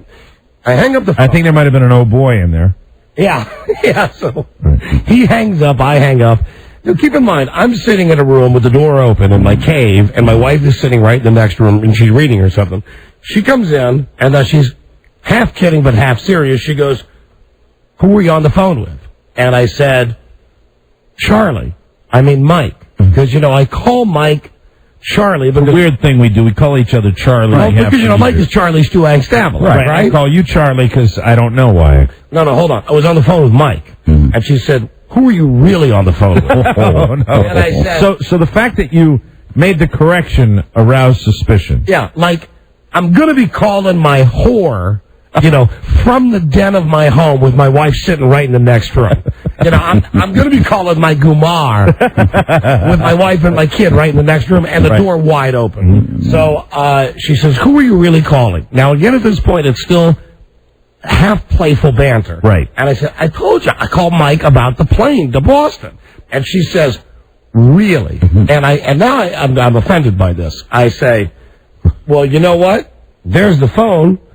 There's the redial button, right? Because now we're playing a game of chicken. Right. So she goes over to the phone, and I said, don't call. And she said, why don't you want me to call? I said, because it's embarrassing. She says, I'll just hang up. I said, no, if you call and just hang up, they're going to see on their caller ID that it was me that called, and then they're going to call back and say, why did you call and hang up? But she called my wife. Yeah, so my wife and I are standing in the room, and she says, well, I'm just, and she's doing this thing under the guise of being playful. She says, I'm just going to call anyway. She picks up the phone, and she hits the redial, and she's looking at me with a big ass-eating grin on her face, and she goes, hello, oh, hi, Laura. Right.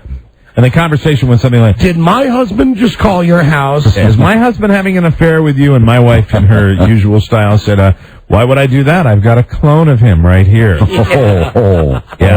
So, we were just getting, the compliments were just fast and furious last night. You want to know what keeps a marriage good and strong after 20 years?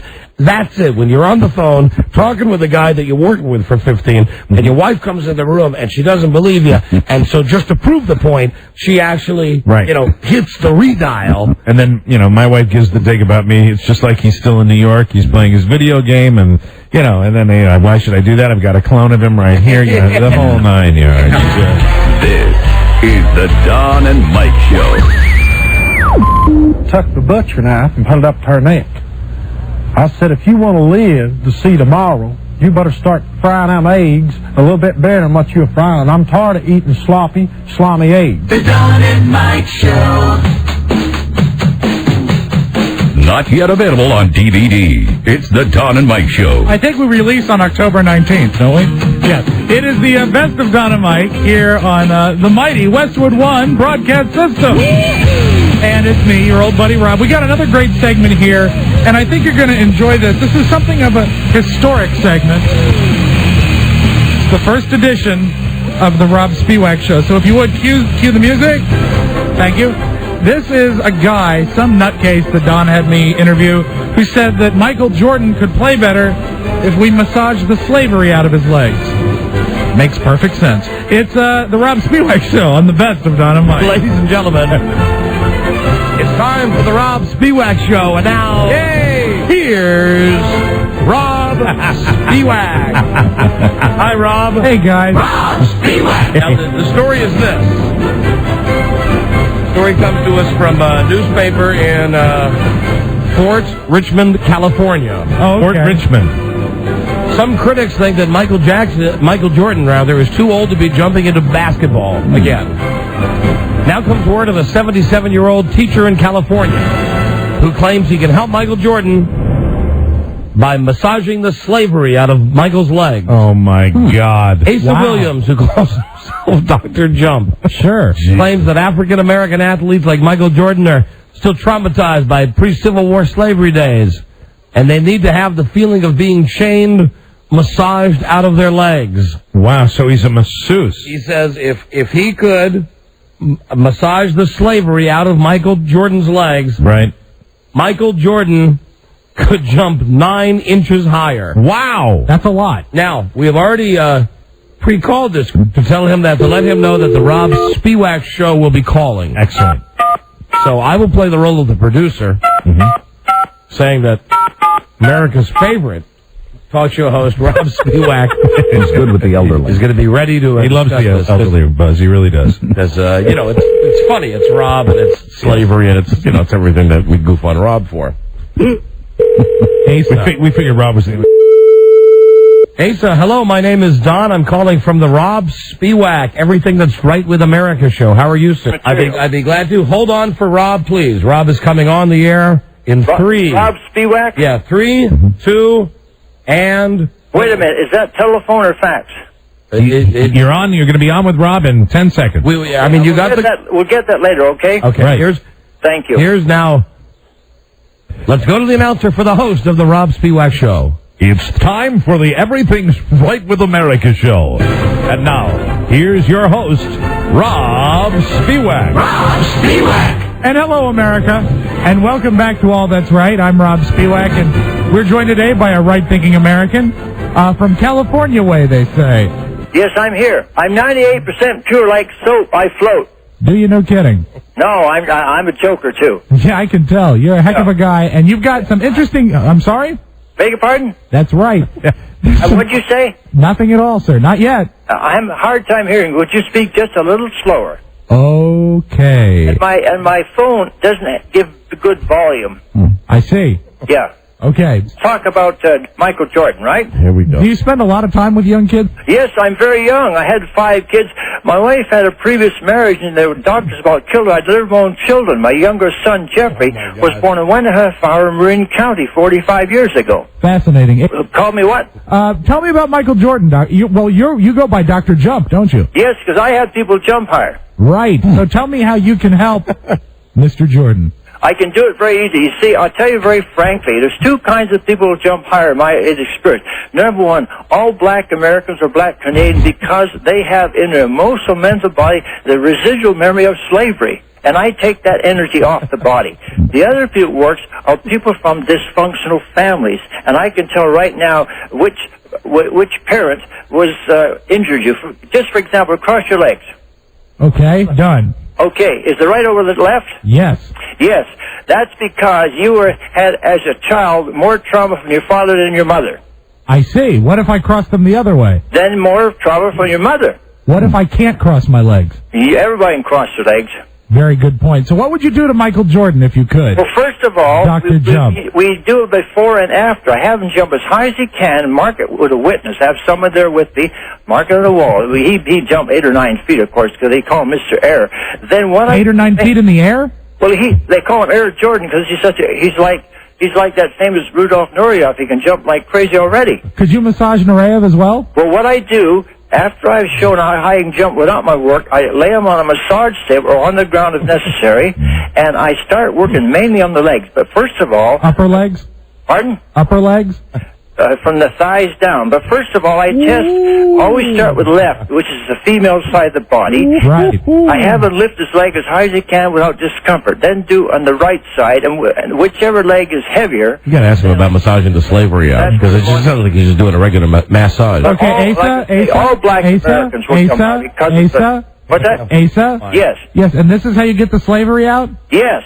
Well, no, it's the memory in the emotional mental body, and it's released through the physical body. I see, and when the slavery comes out, does it make a noise or anything? No, although I do all kinds of healing. I see. For instance, you know the very well-known talk show host Oprah Winfrey? Yes. Well, she was raped, and she admits that publicly. That's why she gets fat, because women who've been abused by men, they get fat, so men won't bother them. They're unattractive. Do you think how does she cross her legs? I didn't talk to her yet. She hasn't replied to me yet. It's shocker. It's important that she does get... Could you... she'd have right over. Yeah. Because of abuse by men in her family. She admits that on her show. Could you massage anything out of her? I haven't had the opportunity yet. But could you?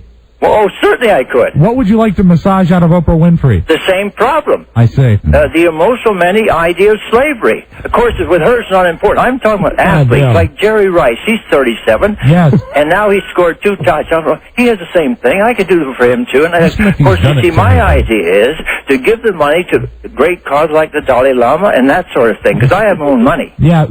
Have you massaged slavery out of anyone lately, or at all, ever? Yes, I have. Who's the last person? First name only. There's a man in Marin County whose name I've forgotten. He only jumped 4 inches, but everyone's different. He could only jump 4 inches in the air. Yes. How old is he? He's about 35.